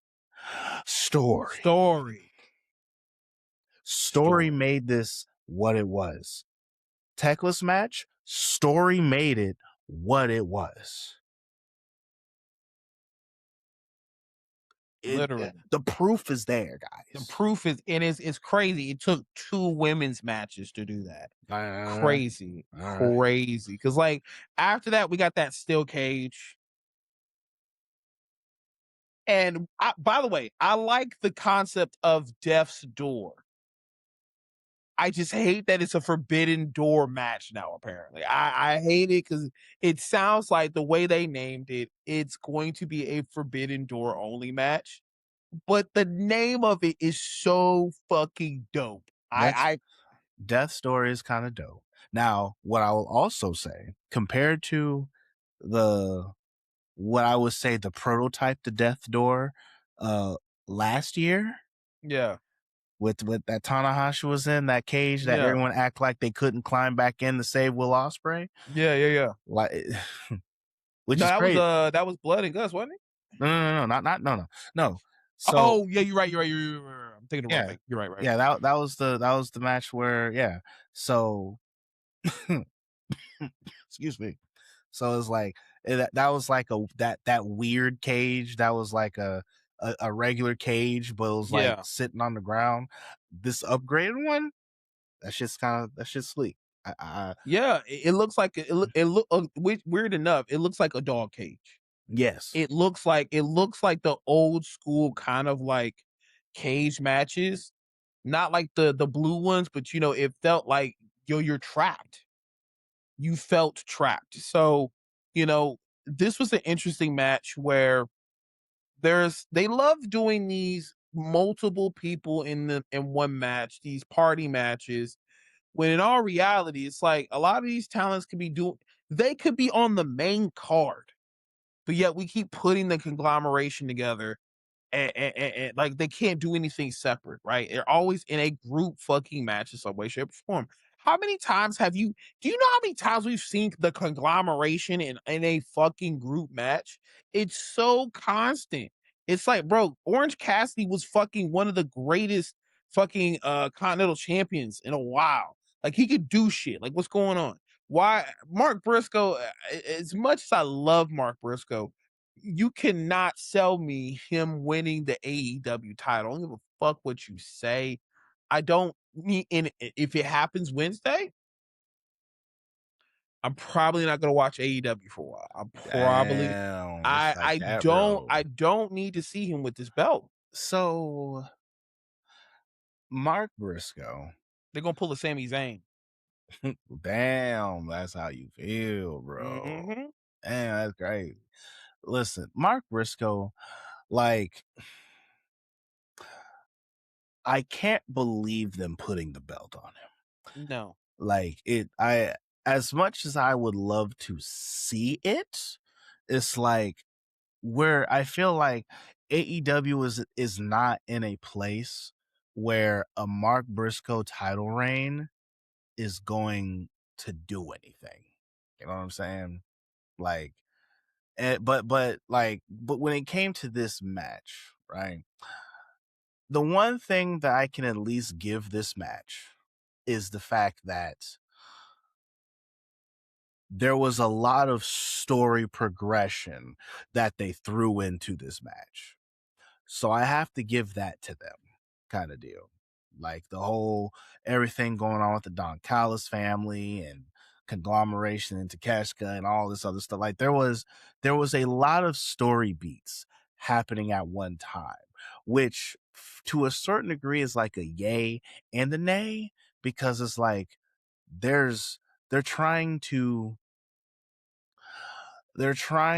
finish way too many things At one time. at Okay. one time, and you're not, because like all this has happened right now, and when Dynamite comes up, there's so much that needs to be unpacked that happens in this match in regards to damn near each person in the Don Callis family in reaction to everything that's going on. Because there's the Mark Briscoe and MJF piece about it. There's the Takeshita and what's his name? There's the Kyle Fletcher. Yeah, there's the Takeshita and Kyle Fletcher and Okada stuff, because we know that That's not done. they're trying to make it seem like that's done, but it's not really done. That's an all-in match. That's an all-in match. You know what I'm saying? And so it's like, and something that I also meant to bring up about the last previous match, with how good it was, and I said this earlier, and with this match I think is one of the most extremely important parts of it. And even you can relate it to this cage match. The follow-up.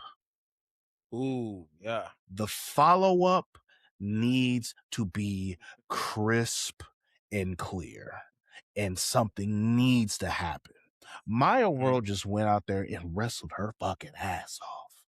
All right. They put on damn near a Bailey versus Sasha Banks at NXT takeover type of a fucking match. Like it was that caliber of like hype and like talent that they and work that they put into that match. All right. In my opinion, y'all may think differently, but they did something tonight. All right.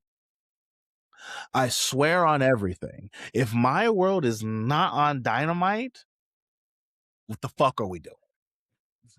What are we doing? Apparently, she's getting ready to go up against Athena again, because after that match, Athena had to say something, which I'm like, please don't.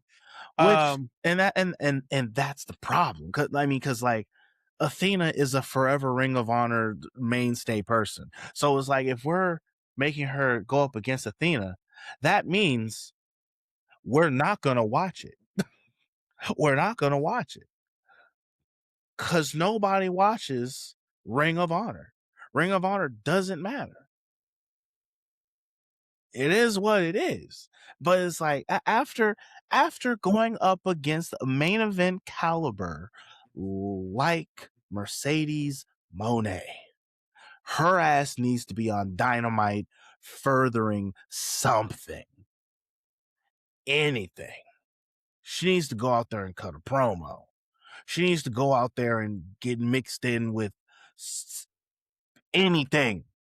She needs to be there. You know what they should have did? They should have damn near did the whole, like, you remember in the Cruiserweight Classic where, everybody was trying to get a contract, and then like Cedric Alexander had that banger of a match with fucking Kabushi. Mm-hmm. And Kota Ibushi, excuse me. And they were like, sign Cedric. They were doing the whole sign Cedric. And then Triple H, yeah, I'll sign him. So like literally the same thing needed to happen, because she's been on ROH. Tony Khan need to come out there and say, yo, you're coming to AEW. Yeah, it's just I need her to, like, whatever they're going to do with her and Athena, which it because she's a Ring of Honor champion, it does not make sense to do this way. But it's like it needs to be on AEW. She needs to be on AEW Dynamite. All right, she does not need to be on Ring of Honor. She needs to be on Dynamite. Hell, I don't even want to say Collision because I need her to be seen on Wednesday saying something, doing something, participating in something. Because if we don't follow up after that match, ball has been dropped. And there's no picking it back up again. Like you've dropped it. You've dropped it all. And so it's like with this match, with the cage match, the pieces that have been put, especially considering the fact that all this is main event stuff, yeah, they're not going to drop any of the balls here. Like Andrade's going to get his just dues with the Don Callis family because they're not having a fault. They've now fallen out. We already know that Maxwell Jacob Freeman is going to be fighting our boy here for the heavyweight for the title now.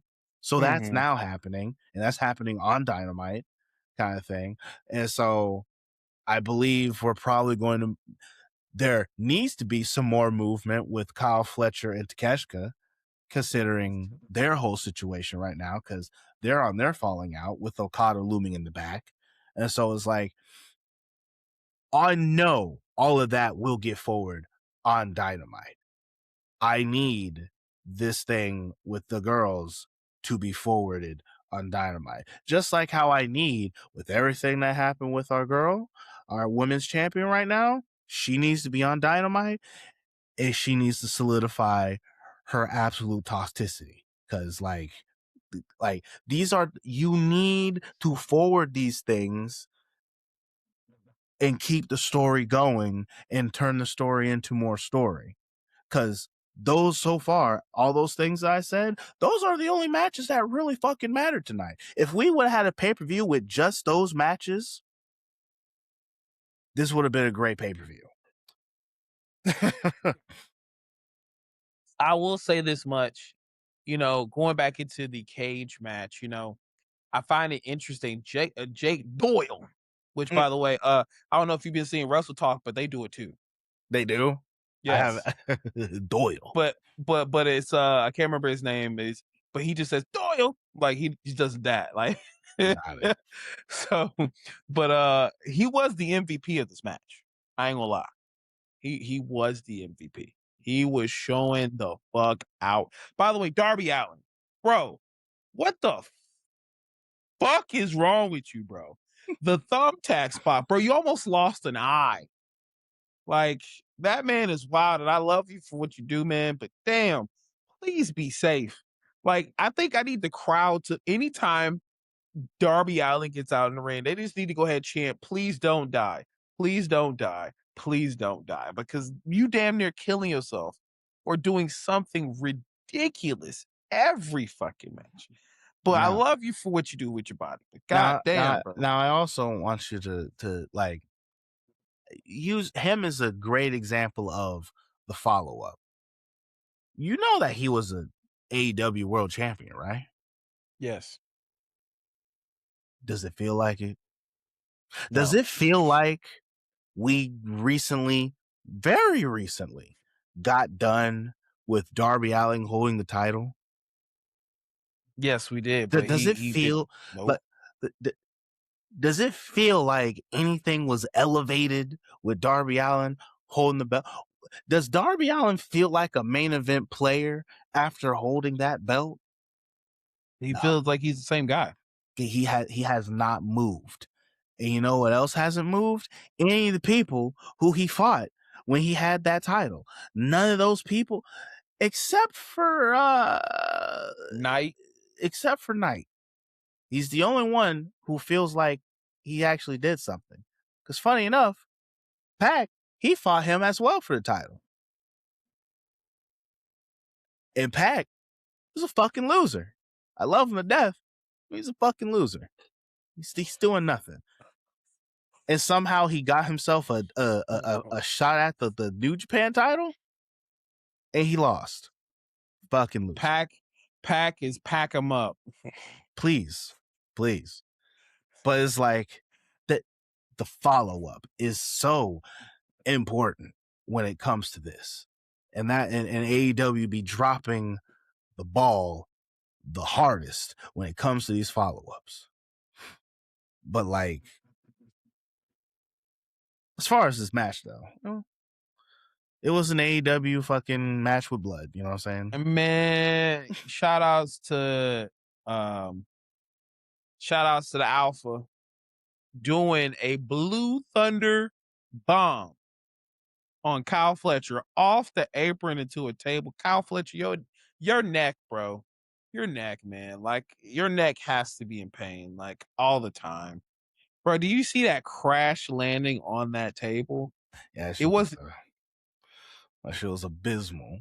bruh. And they also landed on the tacks that MJF put outside the ring. Sweeped. Yeah, bro. Yeah, I was like, damn, bro. Can they get a break?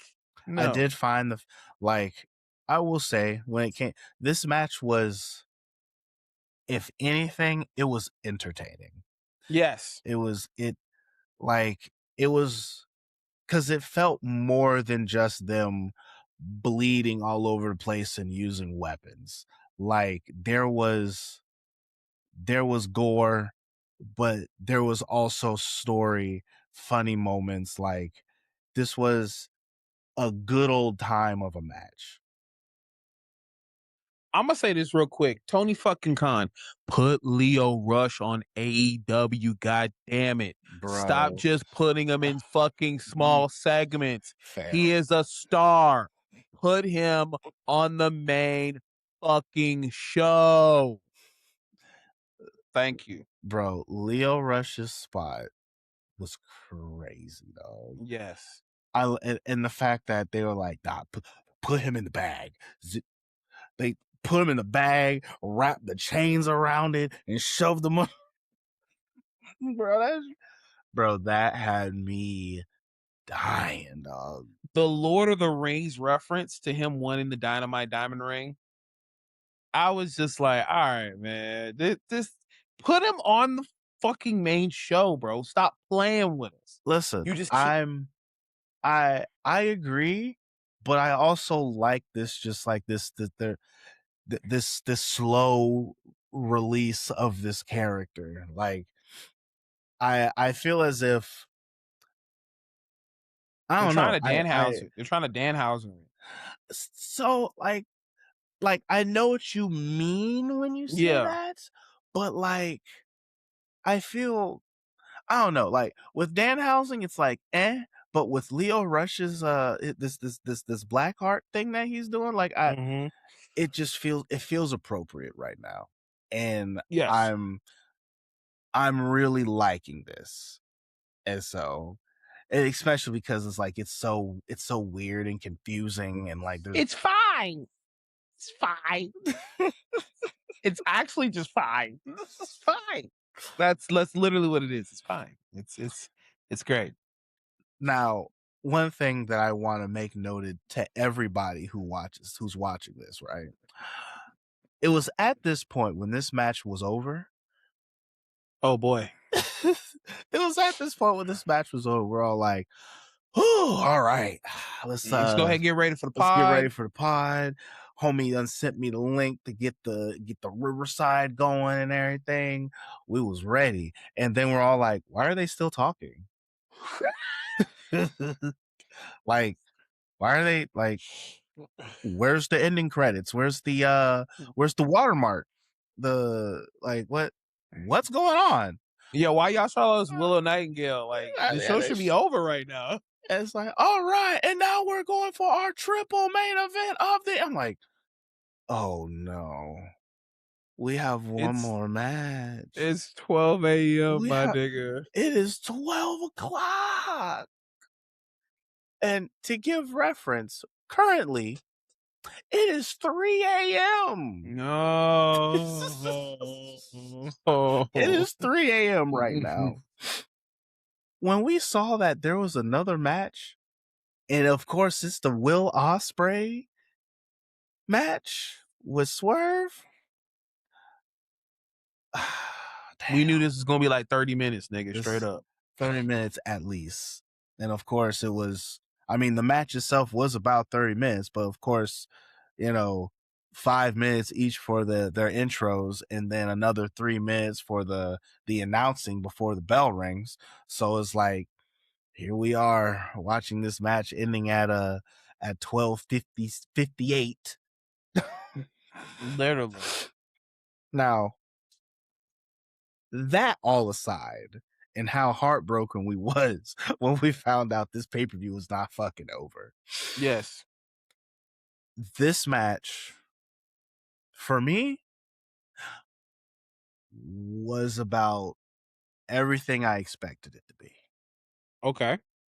There was, and I feel, because sometimes when they have like a match like we had with that big cage match, Yeah. and then they have a match like this, How do you follow up after that? exactly. They usually, it's really difficult to do anything that's going to truly excite Yes. after having something like that, and then you have just a 2-man main event doing shit, regular fucking match. Yeah. However, Swerve and Will Ospreay are not normal people. They're all right? not. And they for me, they sold everything exactly as how I expected it to be, in a good way. It was a solid match. They gave me everything I wanted out of if I wanted to be greedy, I could say there was more they could have done, but putting my personal greed aside of what I know they can do, and this just being a regular one-on-one match, I think this was a solid ass match. And of course, fucking Will Ospreay was winning. You know what I'm saying? Like, I mean, that is true. This whole Wembley Stadium story, him getting married, him smashing his wife, bruv. All these things that brought us to this moment. This is literally if Bully was gonna talk about anybody playing out their fantasies, it's fucking Will Ospreay, okay? He is literally playing out his childhood dream of him going to Wembley Stadium and winning this belt. It's literally going to happen. It's how are we gonna get there at this point? And this match is the ticket that is putting us on that ride now. As we go into this match, now I remember when I was telling Tony to shut the fuck up, because Tony acknowledges that fucking Swerve is coming out as a DC character, and he thinks it was what did he think it was a Bane. He thought fucking Swerve came out as Bane, and that nigga literally came out as Lobo. I said, boy, Tony, if you don't shut the fuck up, and literally that was when Excalibur was like, well, actually, it was Will Ospreay. It was Bane. He's actually representing Lobo, who was in the new Supergirl movie, and and yeah, I was like, this is why we shouldn't be having pay-per-views go on past 12 o'clock. Yes, because obviously my man is tired. Because it's after that when I sent you the message of like when he says, and I quote, I've seen blood a lot, but not as much as this. Tony, shut your ass up. They're like, what do you mean? What do you mean? It's that nigga's bedtime, bro. Not as much as this. In this match? So you just gonna act like the previous match, that fucking bloodbath, didn't just happen. You're gonna act like you ain't seen when one of the same motherfuckers in this room, in this match, went up against Hangman. And they bled like fucking stuff. You gonna act like John Moxley tonight did not bleed more. You're gonna act like John Moxley has not bled more, period. Than anybody. Yeah, like, bro, he's called the plumber or whatever from Jim Cornette for a reason. Nigga pipes blood. But right now, you've seen a lot of blood, but not as much as this. But Tony, if you don't take your ass, motherfucker, Bro, them J's is too tight on his feet, bro. that The has to be what it circulation, bro. is. The That has circulation, to my be what it nigga. is. I don't understand how that correlates with anything. But fuck, like, loosen up them kicks, bro. Loosen them up. But overall, this match was pretty, like, the beginning of the match was very slow, and I feel like I understand why, because once we got to the second act of this match, the gears, it was in hyperdrive. The fucking kickouts that we got, some of these kickouts were like infuriating, but you're just also like, what else can you fucking do, bro? Like, did you not just see how he fucking hidden bladed him? He's dead. Like, there was one time where he just did it off rip and Swerve sold it like he literally was shot. Like, he literally was shot in the forehead. And I'm like, oh yeah, it's over. 1, 2, 3. He kicked out.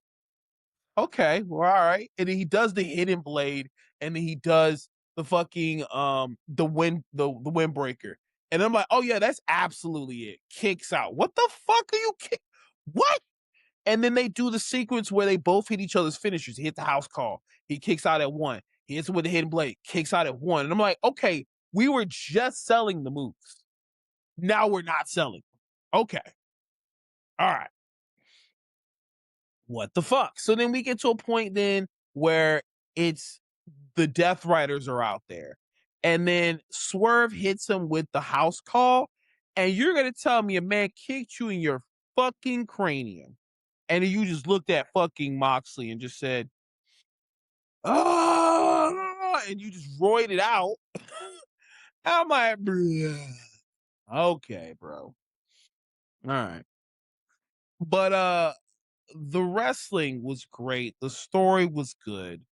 There were just certain moments of like, all right, this is anime real quick. Or as Undertaker likes to call it, he likes to call it, this shit's anime or whatever. It's fucking video games or some shit. They were definitely doing a lot of video game shit in that match. And boy, Swerve was bleeding like a fucking stuffed pig. That boy was bleeding. Whenever he hit the steps, I don't know if he bladed, but bro, he gashed his shit. I've seen a lot of blood, but not as much as this. I mean, he did have Eddie Guerrero level of drips on the floor. Like that was Eddie Guerrero level of blood. All right. But I've seen a lot of blood, but not as much as this. I will say the spot where Swerve does the house call jumping off of the steps, nigga, that was video game shit. I'm sorry. That was, whenever they set that up, that was some video game shit. But Will Ospreay gets the dub after hitting the fucking hidden blade and the Tiger Driver, which the way he did it to Swerve looked really safe taking that one. Omega definitely didn't take that shit safely. But Swerve took that shit in a way that was safe. I also like how Ospreay wins his matches. He gives that old school sell we miss, like when Shawn Michaels, whenever he does the sweet chin music, he falls on you like it's his last ditch effort. When Will Ospreay wins, he pops up like yes, and he passes out. I love that because it showed the exhaustion level of finally getting it, and I'm off to the moon. I love that. Yeah, that's fine. I'm solid with him on doing that kind of thing. Mm-hmm. Like, granted, like, though I do say the fact that like this match was everything I expected I was going to get out of this match, that does not completely leave them all the way off the hook for the finisher spamming kind of thing.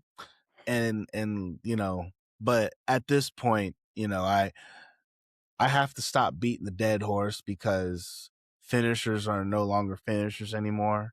And signatures. They're just a bunch of signature moves that don't finish anything.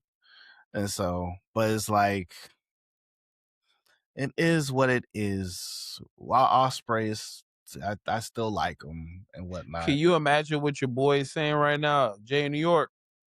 About the finishers. Oh, I can only imagine what I'm gonna listen Is to he him is he still tomorrow. alive? Is he still alive? That's actually a I good need question. is he still alive? Hold on. I need to know. I want to. Yes, yes, he is. He most definitely is still alive, which makes sense because we're still alive. Yeah, But that's yeah, also yeah. just because there's a lot of pay-per-view to go. There's a lot of fucking match, bro. Like I do want to know at the end of the match what Will Ospreay was saying to Swerve, because either Swerve actually broke character, because I saw him crying. Um, but I was seeing some of the stuff that Will Ospreay was saying was basically like, "Yo, if you ever need me, I got your back. I just got to go get this belt real quick." So like, I think that's what I was hearing him say, or like he was saying, "Hey, you can be the first one to go after the title," or something like that. I just got to get this belt. I got to follow my dream. I kind of would like to know what all that was being said. So if anybody social media wise can read his lips and post the fucking captions, please, I would like to hear it. Uh, but AEW, you guys really got to fix your audio. The camera was right there. Why the fuck you didn't pick it up? Um, well, uh, see, in that, which I'm gonna just say this one last time, and I'm gonna let it go because it's like, once again, we have Osprey. He's the good guy going up against Swerve, who is supposed to be the heel. kind of the heel, but not quite the heel. He, and then it's like, because the little story that they had kind of going into this is like, Swerve did. He's all like, "So you're riding with the Death Riders now," and all this other stuff, and like Osprey constantly dodging the fucking question about why he's with the Death Riders, because he has yet to actually answer that. And then it's like, here he is having this match, and he's looking to the Death Riders, heels, heel motherfuckers here, or I guess just really solid, Tweeners. super flippy floppy tweeners here. But it's like he's looking to them like trying to get, and I'm just like, why? Can someone please give me the why? I'm begging you. But I guess I'm not gonna look for it on Dynamite because I know I'm not gonna get it. I'm Oh gonna no, we're just gonna get it at All In. I'm trying to tell you, the only way this goes is if Death Riders cross him as he getting the belt. That's the only way it makes sense, because, or at least the day after, because but like, but even then, all that does is, instead of answering a why, they're creating a new why just to not answer it. They double cross him. Okay, why did y'all double cross him? but you already said it earlier. AEW, whenever you start getting the answers, they change the questions. So we're already used to it, my nigga. So just Ugh. get ready to ask a new fucking question. And Just yet get ready. people be in our comment section saying wrestling's not bad. Are you watching AEW? Yes, motherfucker, I am watching AEW, and I don't understand how you guys think this is good or great or Again, because so much better than WWE. they're watching the best wrestle. They don't care about the storylines, bro. They want to see athletes. Okay. And Hey, I get it. I get it. But story is what got us into it. Story is the reason why you watch wrestling. And if you don't have story, then you might as well just play the video game. Okay. You know what I'm honestly, saying? Because half the shit that was going on was video game shit. But anyway, guys, what do y'all think about Forbidden Door? Please let us know in the comment section, because we dived as deep as we could into what this pay-per-view was. We literally just gave you a pay-per-view. Okay. So I would love to know, what are you guys' opinions on these matches? I know I gave a Meltzer review, kind of like star rating last time, and I'm gonna just make it quick with these. 3, 3, 3. No, it was no, excuse me. First match was a 2. My apologies. Second match was a 2.5. Third match, which was the Pac versus Yumina. That was a 3. Then we have the Kenny match, which that was a 3.5. Next match would be the tag match, which was a 2.5. Then we have just give Tekla a goddamn 5. Give Mercedes Moné a 5. Give the cage match a 4, and give Will Ospreay and Swerve a 4.5. I'll give it a 4.5. That's pretty solid. That's pretty Yeah. So solid. overall, pay-per-view. The Yeah, pay-per-view could be a 4 just from those 3 matches alone. the pay-per-view could be a 4 because of those particular matches. However, because we had Riff Raff, I have to give him a 3. Oh yeah, no, absolutely. It could have been a 4. Could have been. Damn near could have been a 5. If y'all shorten this card, it could have been a 5-star. Could have. If you would have just took off that first half, just and give us from the tag match moving forward, this could have been maybe a 5-star. Like, imagine starting the show with the Bang Bang Gang returning. That's how you pull me in. Yes. That's how you pull me in. If you would have started the show with that, this show would have been a 5. I'll give a fuck.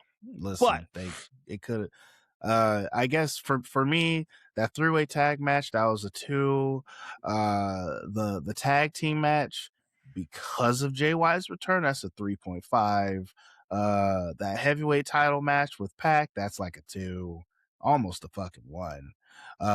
Kenny Omega, Zack Sabre Jr., crazily enough, that's a 3.5 for me. Moxley Death Riders match, it's a 2 because I didn't care, not because I don't like Bandito, because I love that motherfucker, but like that match didn't need to happen. My Toxic Spider, listen, 4.5, damn near 5. Freaking the Mercedes Moné,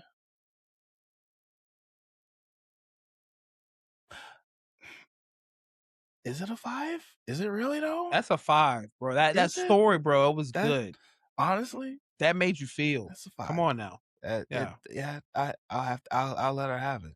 Yeah. Freaking Will Ospreay's match, that was a solid 4. And then that cage match, 3.5, almost. What about the Bucks match? You didn't say that. Oh no, that was a 2. Okay. That was a 2. Okay. That was a triple threat. Yeah. Okay. Like, well, again, guys, in the comment section, please let us know what your thoughts are on this pay-per-view. Do you agree with our ratings? Do you agree with our thought process? We would love to hear your opinions, because this was a okay show. It needed to happen, but it didn't need to happen. But again, we would love to hear your opinions. As again, we come in next week, we have Wilson Dyer and JC Black here. Again, prepare yourselves for some very interesting stories and great stories from 2 upcoming talents who I would love to see what happens for them in the future. I feel like Wilson Dyer, he made a comment about him versus Eddie Guerrero with Feed Families. I personally would have loved to see a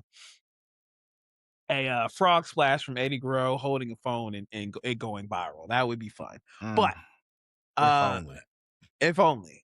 But to say this, guys, prepare. We're gonna have additional indie talents on here, and if you guys have talents that you would love to see on here, please let us know. The Patreon will be coming up soon. Hopefully next week we have that ready for the next episode, so be on the lookout for that.